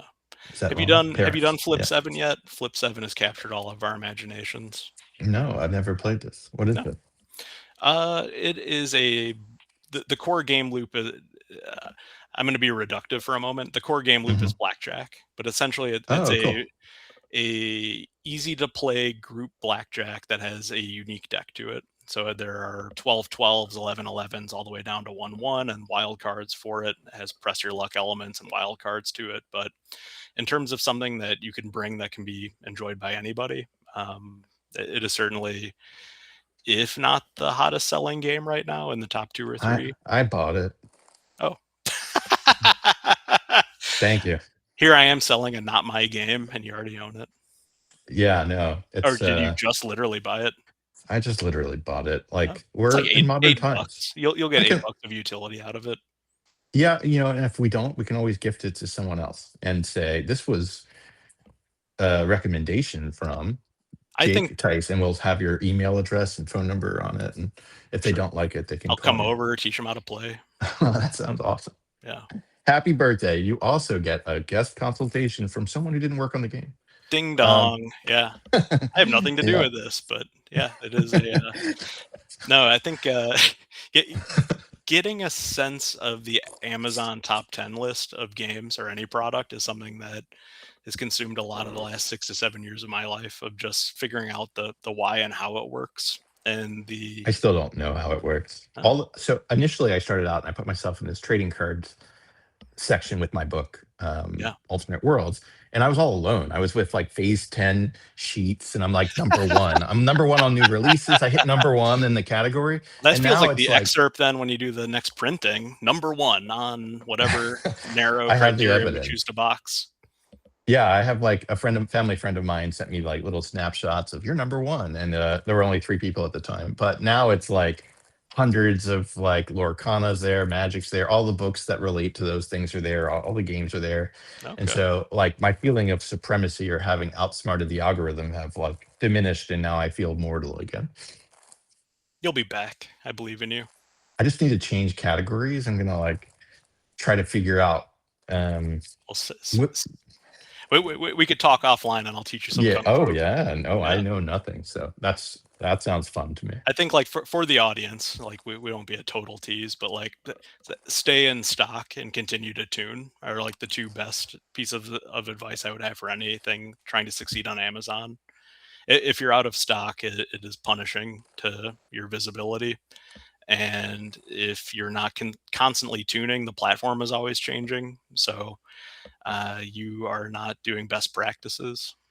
I guess one other thing that might be, I'll tell people on this call. It'll be a special Jake Tice recommendation if you want to sell your thing on Amazon. Mhm. I got advice from Amazon corporate years ago, and we'd go to the offices. They're Seattle based, so it's pretty easy to hop up an elevator and wait in the conga line for a boardroom to talk to people. But one piece of advice that I got from them was that essentially that the people that sell peripherals or accessory goods, so you can imagine like Anchor, I need to get new charging cord, I need to get new peripheral device that fits into any device that I own. Those people, because they're essentially selling the replacement good, are not doing a ton of their own R&D. Essentially they're creating a good that has a problem of awareness. They're selling it at a cheaper price in bulk and volume, so they're spending the majority of their effort and time trying to sharpen up their ability to be found and sell stuff, because they haven't had to put it into R&D. They haven't had to put in a lot of the other backgrounds that some of the other manufacturers might have. So Mhm. if you're looking for how to improve, looking to see what peripheral companies do and learning the best peripheral companies and learning to see kind of where their kung fu is applicable to anybody's Amazon page. You write that down. Keep Yep. talking. Yeah. Yeah. No, I think like being tuned to sell across platforms is something that is always evolving and always interesting. I think Shopify and direct sale is incredibly interesting right now. I think that's one where in the short term of the consulting that I've been doing, a lot of it has just been conveying Shopify wisdom to people. Just learn through trial, error, practice, or taking various software as a service webinars over time. But Mhm. they say like from a Shopify perspective, I guess like my nugget there would be the majority of people that are buying things on Shopify have pre-purchased from the stores where they're buying from. So the indication of if someone will buy is have they already bought from you before. So getting to sale number one and then harvesting out or creating that audience segment that are excited to keep buying from you, it becomes the game after that. So I think that's a spot where if any intrepid game designer is interested in selling on Shopify, like building out that newsletter list and building out your community on there, the same way that you're building your Substack community out, I think is an Mhm. applicable skill. But like the thing I Yeah. would hear over and over from people selling on Shopify or selling direct is I set up a page and nothing happened. Like I should just spend my time somewhere else. But getting from that 0 to 1 is really the big inflection point. Yeah, it's a startup, right? You have to hustle. There's no free Yeah. path unless you've been doing it for 20 or 30 years or 10 years or whatnot. But I think it's kind of contra to coming out in the trading card game industry where like your goal is to run out, right? Like your goal is Mhm. like, I made it and now it is all gone. I will see you in 3 months, or whatever the next product we're talking about is, or the next pre-order. For the persistent businesses like, selling your book on Amazon or selling on Shopify, you're building a relationship in a very like iterative way. Yeah, that makes sense. Where do you live on the internet nowadays? Where is Jake Tight? Where does one On find the you? internet, I try to use it less and less. Yeah, Various Teams calls and Zoom, I guess. yeah. Right before I started this and I installed Substack, I had deleted all of the social media stuff from my phone and I read 20 books in the month prior and I was like, great, I'm just gonna think long. And then I signed up for this service and I was like, I'm on the internet all the time. Facebook has Yeah, hit kind of like a weird spot for me. I'm still on it mostly because like that's where my like network is. not even so much network, but like the relatives that I only talk to in a very specific sense are on Facebook. So like Mhm. the cousin that lives 2 time zones away, like is on Facebook, and I'll speak to them there and share news there. Like I guess uh it's sort of created like a weird spot where like it feels almost like an obituary kind of feeling for me or a eulogy feeling for me where like Mhm. what at the risk of getting personal and talking to it, and I guess I'll have another piece of unsolicited advice here at the end for people watching. But my brother passed away last year, and we spent as brothers do a lot of our time playing games, traveling, doing family stuff. He loved to fish, etc. And like just seeing like the value of Facebook for me was like, oh, like I could interact with people that were in his life that were connected to him that I had no day-to-day interaction with. So after he passed, like it created an extension where that was where social media was useful for me to be able to essentially have those discussions and communication with people. But my recommendation is like, don't wait 10 years to call Brandon Bozzi. Like, Yeah, don't wait to tell people you care about them. Don't wait to sit down and play the games and have human interaction with people. And I I think care like, about you, Jake. Theis. yeah, I care about you too. Like, yeah. How are we feeling about those Baltimore Ravens? I am fine about it. I am not a football team. I feel like I am they, not a football team. yeah, I mean, you reach a certain level of sports Mhm. fandom, and you could go the Buffalo 66 route where you ruin your life because you love your sports team too much, or Did you you do a can film realize, reference at me? uh, I love it. Vincent Gallo, of all people. that movie is fantastic. Yeah. I quite like that movie, Brian and it Schneider, I'm so captures. proud of you. Well, I'm not proud of Tyler Loop, who was the kicker who missed the shot. Feel Unfortunately, terrible for like that terrible for that half kid, right? half the people who come on here are Pittsburgh Steelers fans. So Sure. like when Turian like dings me Yeah. not very stealthily in a couple of weeks that rolls out, and he is the enemy. Oh, who's going to win the Super Bowl? Who's going to win the Super Bowl? By the time this comes out, it will be over. So your Oh, prediction yeah. will be like important. Cemented. Like, Yeah. are you someone who can predict the future accurately or not? Like the Oh, I person love it. listening to this can. Yeah. So what's going to So happen? my inclination, I think the Seahawks will win. I think the Yeah. first half will look a lot closer than people think it is initially going to. Yeah. I think, like, in terms of game plan and script, the Patriots will play a really conservative game that keeps them close. And maybe it's, I don't know, 10-3 at half. And then the Seahawks win running away in the second half, is sort of my prognostication. Why do you think there's this generation of quarterbacks who fail Mhm. in like obvious ways and then come back years later and then they're successful? Like, Is the what's changed? time horizon, I think, and like fertile soil. Like, Right. the if bad teams, I'll say, t- teams that have done poorly for a long time keep having the same problems. Like, I don't know Mhm. if I would necessarily put that Yeah. directly on the quarterback. And Yeah. The Jets were still terrible. it I seemed like it wouldn't was say Sam Darnold not at fault. fertile Yeah. ground to grow a team, or the Browns, or you could name it. Like, you know, this is a spot where, as a Green Bay Packers fan, I feel like really confident We're to say, we're like, lucky in our football lives, right? In yeah, I think general. like as a Green Bay Packers owner, like the only socialist sports team, go socialism. Uh, I'm probably like one of the only people that has made the bulk of my career commercially and is advocating for capitalist socialism. But I guess maybe Canadians. I'm I mean, a Canadian at heart, I guess. I always looked up to Canadians in my Yeah. life as like a better species, and now I still do. Yeah. Living in French Canada, I did that for 2 years. Awesome, absolutely the best. And hardly, if people haven't gone to Quebec City or Montreal, They're or out great. in the wilderness, yeah, spectacular. The sales for like Magic fans that are probably tuning in is, I think Quebec City is the only walled city north of Mexico. So if you're looking for like the animate wall, that's your town. Ooh, that's the only place you could cast that if there's ever a product like Pokemon Go that allows you to Yeah, they still have transmogrify or cannons pointed at the sea in case the British come back. it's sad that we didn't get to the point with AR where we can cast spells on reality and see like virtual simulations of what would happen. Like we all should be wizards by now in reality, and we're not in it. Like we have smartphones. Well, maybe That's a instead wizard of life, AR, right? like, you should become an actual witch or warlock.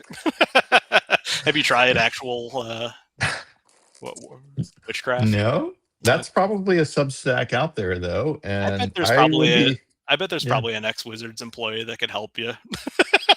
I'm I'm pretty sure. I think Help you I make a haven't gotten to tincture, them yet on the or yeah, Rolodex. yeah. I need to make sure that I'm willing to have my head shrunk on the episode. Nah, I think um, yeah. yeah. So did you figure out which product is the closest emulation of Jake Theis? my Have- personal feeling, I think a Coen Brothers movie, I think is like just Oh, okay. generally like sad, funny, absurd, like all parts of that. I think like So you've sardonic, excluded like a Inside 19 Llewyn Davis. That's not the one because that's just sad, pretty much. it's incredibly funny. I think like you have to have a really dark sense of humor. Like when people ask Yeah, me like who who my comedic idols are, like I'll go through some of the standard ones, of course, but then like Camus, like like there, yeah. I mean, he's funny. there's nothing funnier than the rowboat having no oars. Like essentially to be at a rock hurtling through space and have no control is Is essentially Inside Llewyn Davis? So like when I think Coen Brothers, please Mr. Kennedy Otto. It's really funny. okay. It's So if you dark. if It's incredibly dark. Like a lot of their stuff is right. yeah. I think they've only made one movie I don't like.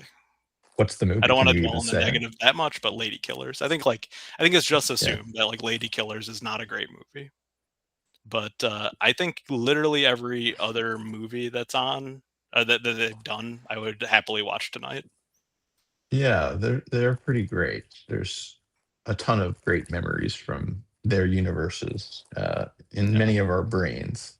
Have you ever seen Sullivan's Travels? Mm-mm. We'll keep the recommendation engine going. Go, keep going. It's a Preston Sturges movie, and I think like there's certain movies I'm sure any creative draws from inspiration of things that they've seen before, and I think that's one that they've called out. But when you watch it, the premise of the movie is a really serious director or filmmaker is essentially wants to tell a story about the common man and like make art for the common man is the onus of his mission. He gets into various misadventures and hijinks, and spoiler alert, finds himself imprisoned by the end of the movie.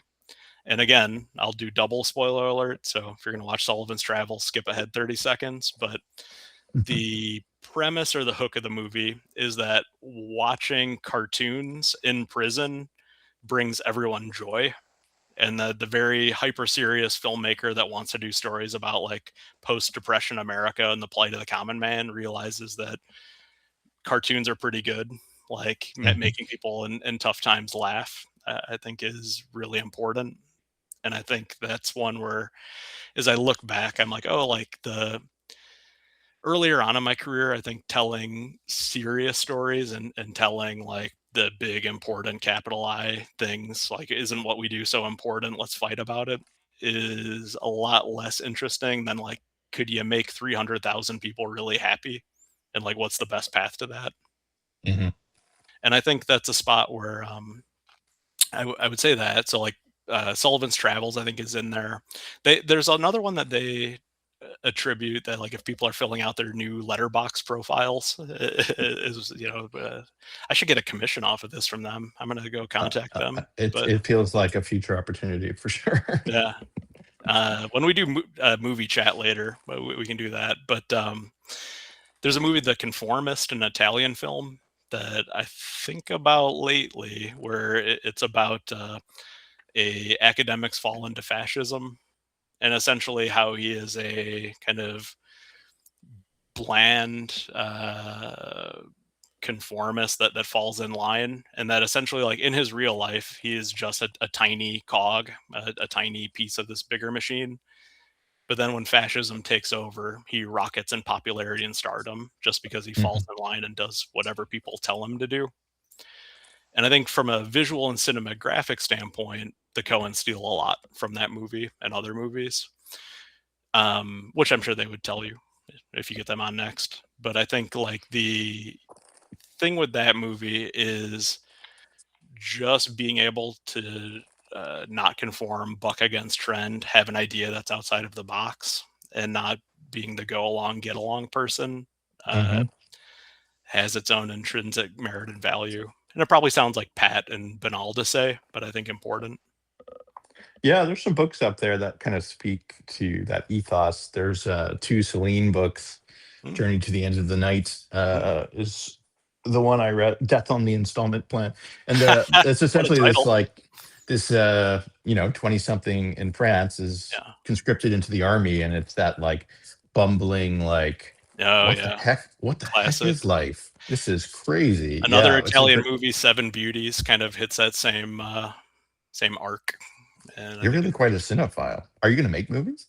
no. Um, let's get back to Peter Atkinson because Peter Oh Atkinson, yeah. when I was at Gen Con, decided like to his credit, he was like, I would love to make a movie. I'm going to learn how to do it. He enrolled himself in film school and like essentially taught himself how to make movies and made his own movies. And I've found that really incredibly admirable. And like Are as he you was, are you a consultant for his efforts? Is no, that why you're not so currently. knowledgeable? No. Oh, okay. That sounds fun. I mean, I worked with him at Gen Con for 7 years, but Hmm. I found it really admirable to essentially say, like, I know nothing about this. And I think Peter was the word supplicated himself in that respect, where he's like, I don't know. Like, I guess like I'll either hire a smart person or figure this out. And I think with movies to go back and just essentially be like, I'm going to learn how to make movies at 50 plus, I thought was really cool. And I think that it's a spot where, like, as I saw him doing this, I was like, I love movies. This is not the part where I would want to be like, at 3 a.m. figuring out why the sound isn't working. Like, Have you read the making of The Prince of Persia? no. You got to read it. Okay. I got one on you. Okay. It's a really great book. The both books, he writes one about his time making Karateka, and another, their journals Yes, I've heard about this recommended to me before. what.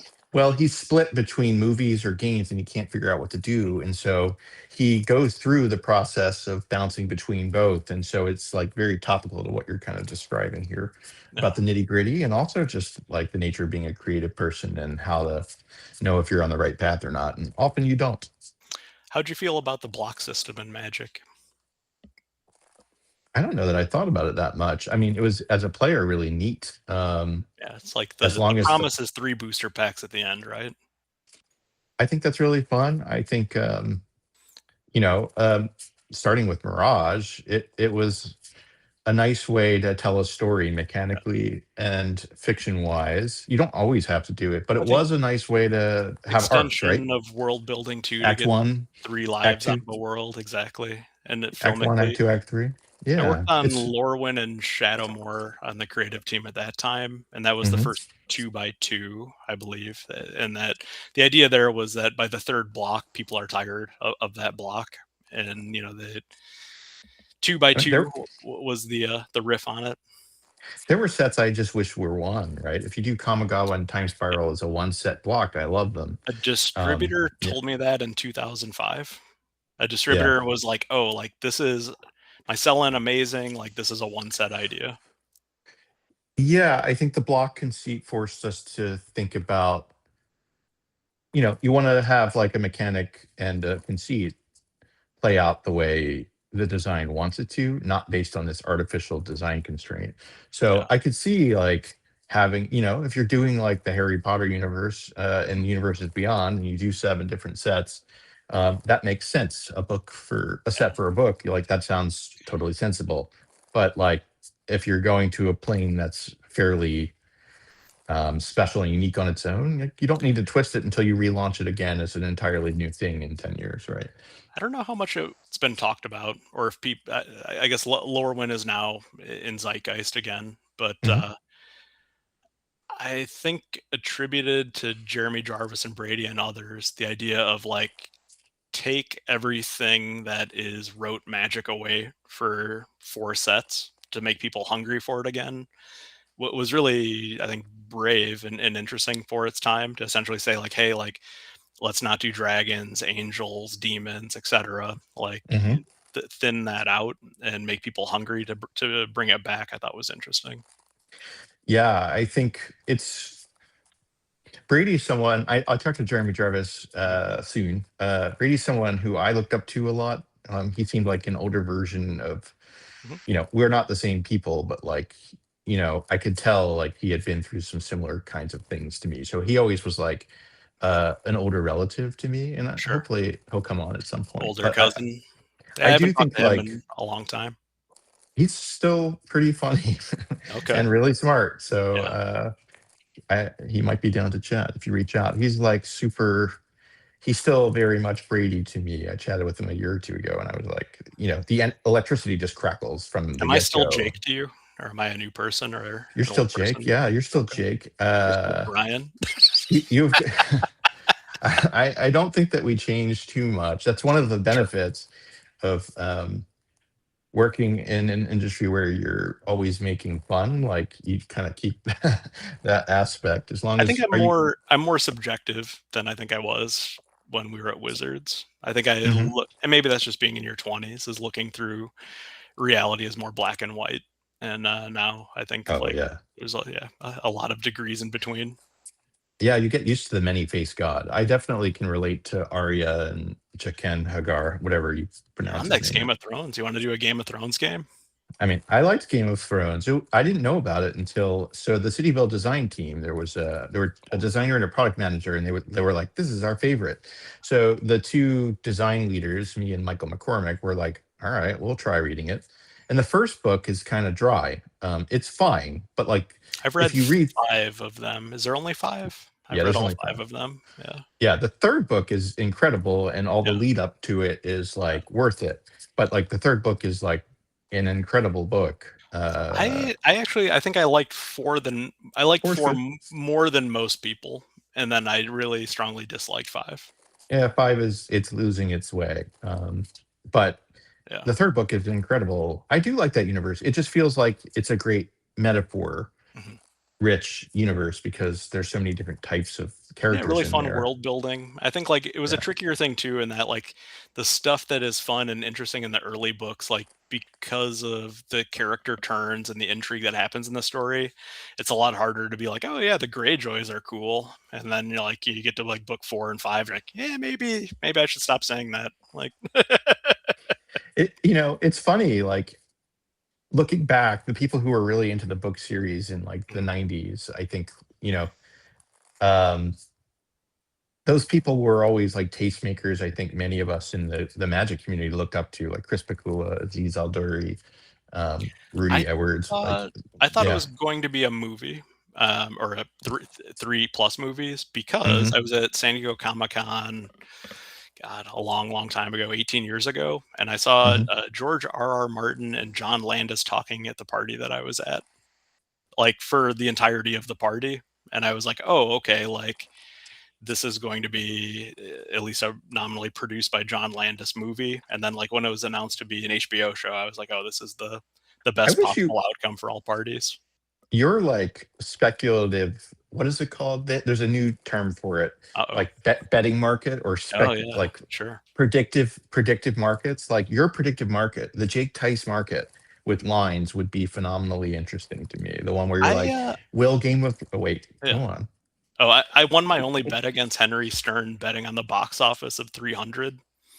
Uh, Okay. I could never get it. Well, we could never align on a good bet after that. But essentially, like the will things work or won't they work? I would say I'm always delighted when I'm wrong. Like in terms of like, oh, like that thing was huge and I completely missed it. But then I also take like a measure of like Schadenfreude when I'm like Tron will never make money, and they keep trying to make Tron and it will never make money.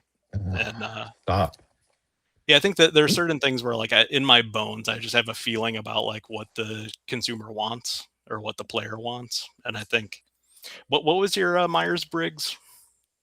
I'm INFP for Yeah, sure at this point. Yeah.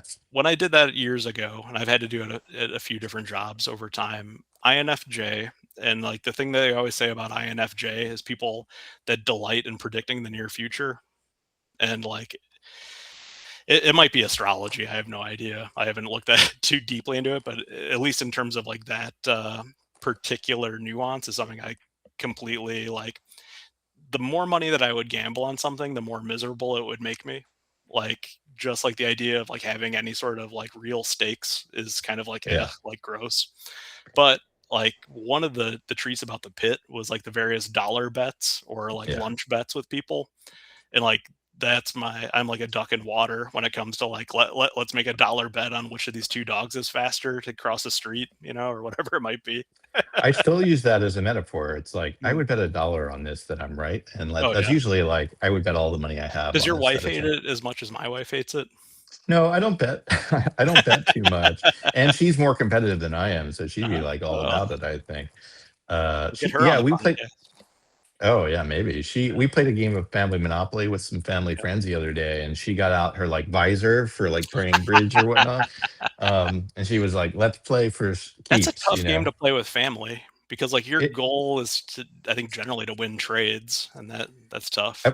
I've also played a lot more games than her, and so she thinks of games as like a thing to compete at for Yeah. fun in like an 80s or 90s sense, and I'm like, this is just going to end and we're never going to finish, and this is kind of a fool's errand, and that's Well, I how think it like played the out. why oh, we're in Monopoly. That was the sweet spot for your Oh, visibility, I right? mean, I don't Here, know if it here's was your high here, quality, but here's your yes, headline though. Like, here's how Monopoly is like Moby Dick. You ready? go on, go on, yeah. I heard a really interesting thought that the kinds of things in media that are created essentially solve problems for people, right? Like it's a thing that we all talk about, and that essentially, like when the television was invented, the size of books shrank or Mhm. essentially snapped down because like you're competing with that is a medium or film, and that essentially like back in the day, like when presumably a frontiersman and in my cabin and winter is here and I have my 3 books and I'm excited to last all winter, having an enormous chunky Moby Dick that like has all the pre-story and context and color, and then the story itself is like a huge feature. But then when I have other things that can compete with it changes and snaps down. And I think Monopoly is a game that was created at a time where it taking an incredibly long time was really valuable. Where it's like, oh, like Oh yeah, we don't have anything to do on Sunday. Let's play Risk. like Jane Like, Austen would have loved this in her time. She's like, oh, I don't have to write, I can just play yeah, Monopoly. yeah. Yeah. She had to delete it off her iPad. Oh yeah, Yeah. that's a good metaphor. That's a callback, baby. You gave me an idea when you said that books shrank when the TV came. I want you to create like a TikTok clip of like what happens when Sure. TikTok comes and you have like a very tiny book. It's gonna be Um, like the Quibi of games, where it's like oh the games god, that you can play in 6 seconds. Quibi is the Edsel of entertainment. Yeah. No, I think like the what is the sweet spot of a game is definitely something that, depending on the game and what you're doing in the context of it, I find fascinating. I think like most TCGs take too long. Like I think that if when we were working on Lorcana, it being a faster game and having a decisive conclusion was something that we were really interested in. And I think that's a spot where if I were creating any future TCG, like it's more exciting to play a few games in an hour than one game in an hour. I'm interested to try Tinsman's game because Yeah. they did some interest. They were like, it's 7 turns. Like the thing's going to end, and you're Yep. building up to that end point, and that sounds really neat to me, and it Yep. speaks to what you're talking about. It's I like, love it. yeah, have you played it? I haven't, but conceptually, I think That it's really design's good. cool. Yeah. I just think the idea too of like the open-ended slog of the game is like the absolute worst. Nor like you don't want somebody to be like dead before they hit the ground, like on the Lotus Channel Fireball. So like figuring out like how can we do 3 games in an hour or eh, you know 2.5 games in an hour, I think is pretty good. Yeah, I wonder if it'll stay true. Although TCGs has a different vibe. It's funny talking to people who've worked on digital and Yeah. TCG. Like TCG can afford to be slow and have hour-long rounds. I do like the 2.5 kind of games It depends target what you're talking people about. want out of their game too. Like Oh particularly yeah. if it's a competitive TCG, like you need to be able to wrap the round and get pairings up. You need to like figure out a way to get people to dinner. And Ideally, there's drama there, right? yeah, Also, right? You yep, want to have games where exactly. you think you matter because you should matter. Yep. It's very different from Monopoly Go, where you're essentially, you know, Completely agree. And I think that there's room for like in an RPG, it takes as long as the story takes. Like mhm. if the people are having the time of their lives and live all month for their monthly play session with their friends, like I think the game running incredibly long is a feature. I think that's You're right. making marriage contracts around England and Blood Royale. I mean, do you still have a Blood Royale game night? Because it No, sounds it's like been you years. should. It's been years. You think your friends I'd would be actually up probably for be it? horrified if I played it now, or maybe I'd love it. I have no idea. Like revisiting old titles is always fun, and like revisiting old componentry, I think is something that's really exciting. I love it when a game does something and then nobody ever does it again, either either through Yeah, yeah, patent or not trying it. Have you yeah. ever You learn played the the world game? learned the lesson. Go on. I don't even know. Like sometimes it scratches really specific itches. Like, have you played Niagara? The No. Spiel the R-winning Niagara. It came out 15 years ago, and I think has been Hmm. largely forgotten by the non-board game crowd. But it essentially emulates Niagara Falls. You're in a kayak, tooling around at the top of the falls, but it uses the top of the box. So essentially, you're pushing the falls off the box as you're playing. And Hmm. like games that incorporate the box is a really, really small subsection. And I Oh think yeah, that's one where I was like, oh, like that seems like you could come up with 100 games that do that. And yeah, I think that there's still, despite there being 800 new board games a year, there's still infinite direction to go. yeah. I think that's true. I think card games have the same level of flexibility. For It's been sure. interesting. Obviously, there are more produced card games than ever today, but Yeah. Well, I uh, think like as we started that climb on Lorcana, um, longer topic, but I think like one idea was that it was just impenetrable. Like the idea that Magic and Pokemon and Yu-Gi-Oh and others had this kind of stranglehold on the industry and on mhm. mass market pegs, on the retailer's mindset, on consumer dollar share. And I think one of the discussions we had early on was essentially like we're on our second generation of TCG player. Like the TCG players have had children at this point, and essentially, can you make something for that family? And I think Mhm. that was just a different offering at the I right like time that. for the super Disney fan. The But I couch think co-op of card games. Yeah. here, just gamer mom, gamer dad, could you appeal to them? And I think like it's a spot where, as you think about TCGs, like could you get 30,000 people hyper excited about a thing is a different exercise than can I be the number one TCG of all time? Yeah, I've seen Lorcana be played at game stores near here, Mm, and it is really fun to see people get into it. I'm kind of curious where the idea and how it happened, and like I do like the approach of making games for families. One of the people I recently talked to was the head of design at Traveler's Tales, which made all the Lego couch mm, co-op games yeah, for the same market. You're trying to make a game that the kid will like playing that will entertain the parent, right? yeah. And they can play it together. And that ends up being a really important market that's generally underserved. So I'll one, tell I don't, yeah, I don't know much about like Lorcana's well, origin story or what it's done. it is a licensed game at a company I no longer work at, and with a lot of Yeah. people I care about still working on it. Elaine Oh, Chase is Aaron Great, Steve Warner, Ryan Miller, etc. But I'll tell you my personal Rashomon on yeah. Lorcana in kind of three little beats. So Okay. one, every other year there's D23, which is the giant trade show for Disney licensors, Disney super fans to go. Hmm. And we were selling Disney board games, Disney puzzles at that show. And the enthusiasm and just the excitement behind it, I thought was really energizing and really interesting. And then there was a specific moment, the Disney enamel pin culture is unlike anything I've ever It's seen. awesome. Yeah. And just the heat behind that was like off the charts reading from my mental consumer heatometer. Hmm. I put that in the back of my head, but then they would have to stop the line for people that were wanting to buy enamel pins and reset it. And in true Disney fashion, like they'd bring a little marching band and costume characters out and kind of cool people off and line them back up. And when I looked at that, I was like, oh, like, what if you could do this with paper margins and not make it out of metal? and that was Oh, one. yeah.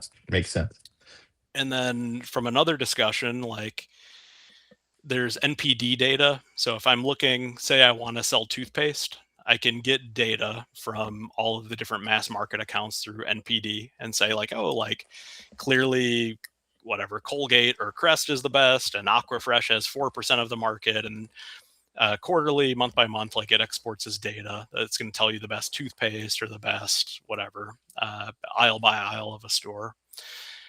And when we would look at that from a games perspective, we're doing, and Ravensburger's done really well at each of those different categories.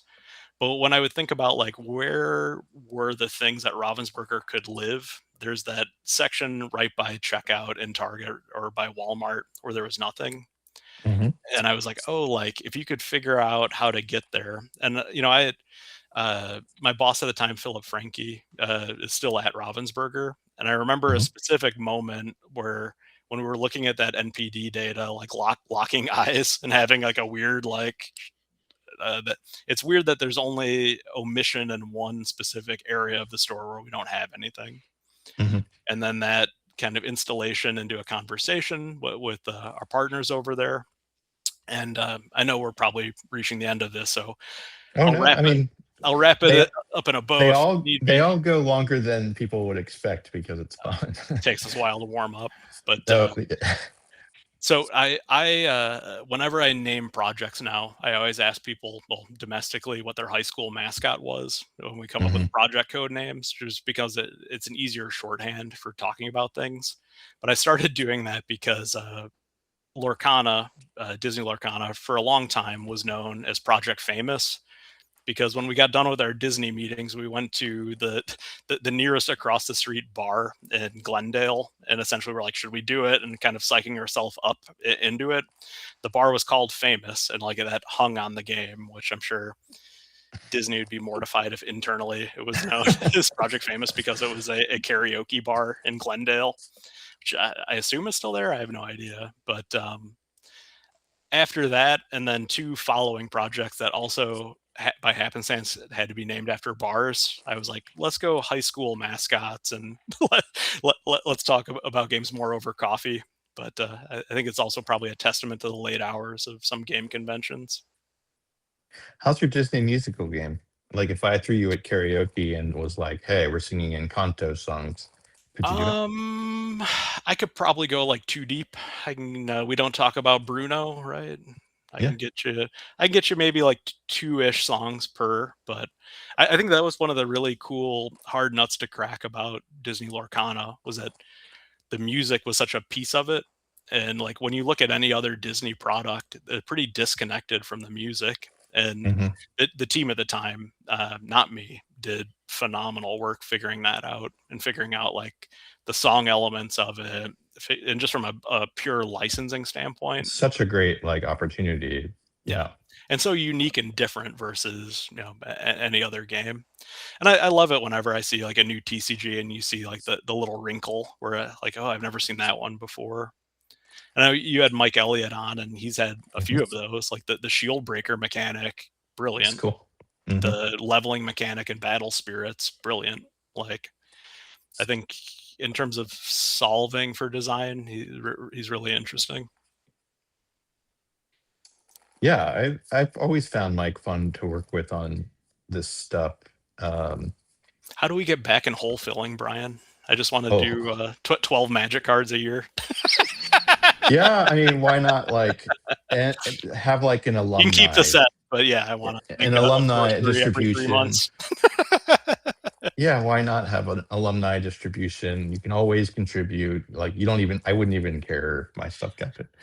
for Um, for years I yeah. kept a Excel spreadsheet of just like the loose, like what walking the dog or taking a shower, like, oh, that should be a card. And then when they would do the set list, I'd do the strike through of different ones as they would come. And You're the I've kind of Rivers Cuomo of magic design. is that what he does? Yeah, he'll like have a snippet of a lyric or Oh, a sure. sound that he likes, and he'll put it in a spreadsheet, and he'll save it for later. And I Gotcha. learned this on Song Huh. Explainer, I think.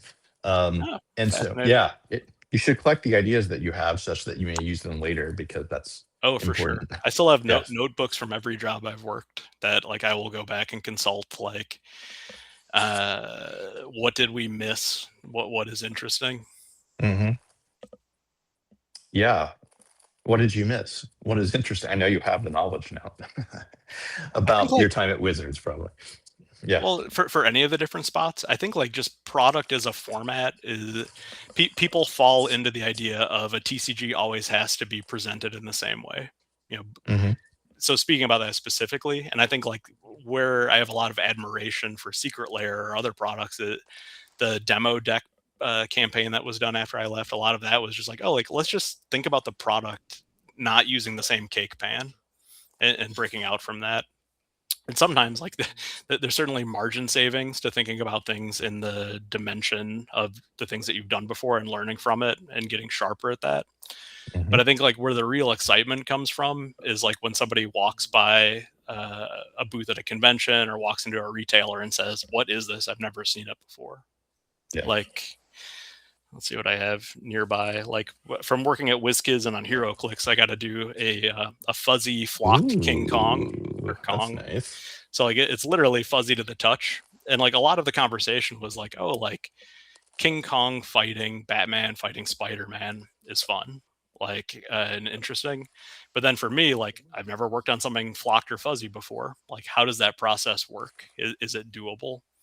And there's Hmm. plenty of times where I worked on things where it's like, oh, like that's why people don't do that anymore. But like I've been fortunate enough to do flocking, glow in the dark, all sorts of other different executions. That's novelty. Like, is there a magic card that glows in the dark? Probably not. I have no That's a idea. cool idea. I mean, Mike Elliott would be a person to ask about whether you could do that or not. Or, Um, I or like that like, idea. Glow in the it, dark game sounds hot. yeah, and some have It's existed. And something you can only play in a nightclub, and it anticipates that you can't talk to one another. So all the communication is through signals or whatnot. well, I think like it's just it gives a second. My pitch to it would be it gives a second life to a product. So I Hmm. worked on a glow in the dark minis project at WizKids that was Ghost Rider related, the Marvel character, Yeah. and it was just like, oh, like at night does the flame glow, and then like from a player standpoint, it doesn't add much or anything to gameplay. But the thing is, like, I play the game all day, and then I put the Ghost Rider piece on my bookshelf, and I walk by at night, and all my little Ghost Riders are on fire. Like, that's pretty cool. Like, that's something that has a value. Yeah. It's I love you, Ghost Rider. Yeah, I Right. You got my just see like it and it makes you happy. segmented Beetlejuice sandworm, so like it can pop up and just playing with the format there. But You are a constant child in a good way. oh yeah, got a foil. I didn't work on this, but a foil gritty, the Pittsburgh Flyers. But yeah, my desk is covered with all sorts of fun stuff that my daughter now is mostly immune to. Yeah, I mostly shuffle at this point. I've got, oh, I might have a picture of you on here. Let me see. Jake Tice. Oh, I have like, I don't is it know. flattering? I don't know. Probably not. Oh, and like But post production, can you put like a clef in my chin? so there Oh was my like god! a day in R&D when I went around and took pictures of everyone's faces. I don't think you're Yeah. on it, but you can see a bunch of, there's Justin Webb and Brandon Bossie on the Oh bottom. Brady yeah, yeah. Dommermuth is shown. There's Devin Lowe. And this is what people looked like back when. And And all the most flattering Tyler angles Gilman. too. Yeah, I don't care. There's Mike Turian and I love Tyler. Mons Johnson. Yeah, he's a fun guy. I will probably talk to him I at love some Mon. point on I here. love most of the, if not all the people you mentioned. I wasn't Shoko paying attention, but Fujita. oh yeah, Yeah. yeah. Yeah, I at some point I'll like turn those into images that are on the internet probably, but Hmm. priorities. Yeah, who knows? You never knew what you were going to do at work one day. If you brought a camera in and took pictures of people, no one thought it was weird. It was a very like open and comfortable place to be, right? I So imagine like the selfie is fine, right? Like I'm sure there's people with selfies. I'm sure that people, yeah, I had no idea. Back It's just then, like we didn't take higher pictures of res. ourselves. Yeah. We just took pictures of other people back Weddings. in that time. Weddings. Yeah. Hmm. Yeah. Well, Did we it's do nice it? to see you. We did do it. I feel like you came, you saw, you conquered. You feel good Oh about yeah. your effort today. Like, how would Yeah. you give Well, your I got to own? review Like, the what would you score videotape. yourself? We'll look. We'll look At at least you that. stayed in the middle of the line. Oh, look at that! I never talk about it, and did, I don't. open and close. Yeah. You're a much better marketer. I think when I initially pulled that out, I knocked something over here. It's probably like this podcast starts probably with a loud clattering, but I'll figure out what I broke. Sorry. I hope One it of my wasn't a toys. coffee. Yeah. No. Anyway, go walk your dog. It was lovely to see Yeah, you, and sounds good. let's catch Yeah. up. Always a pleasure, Brian. Take care. Take care, Mr. Theis.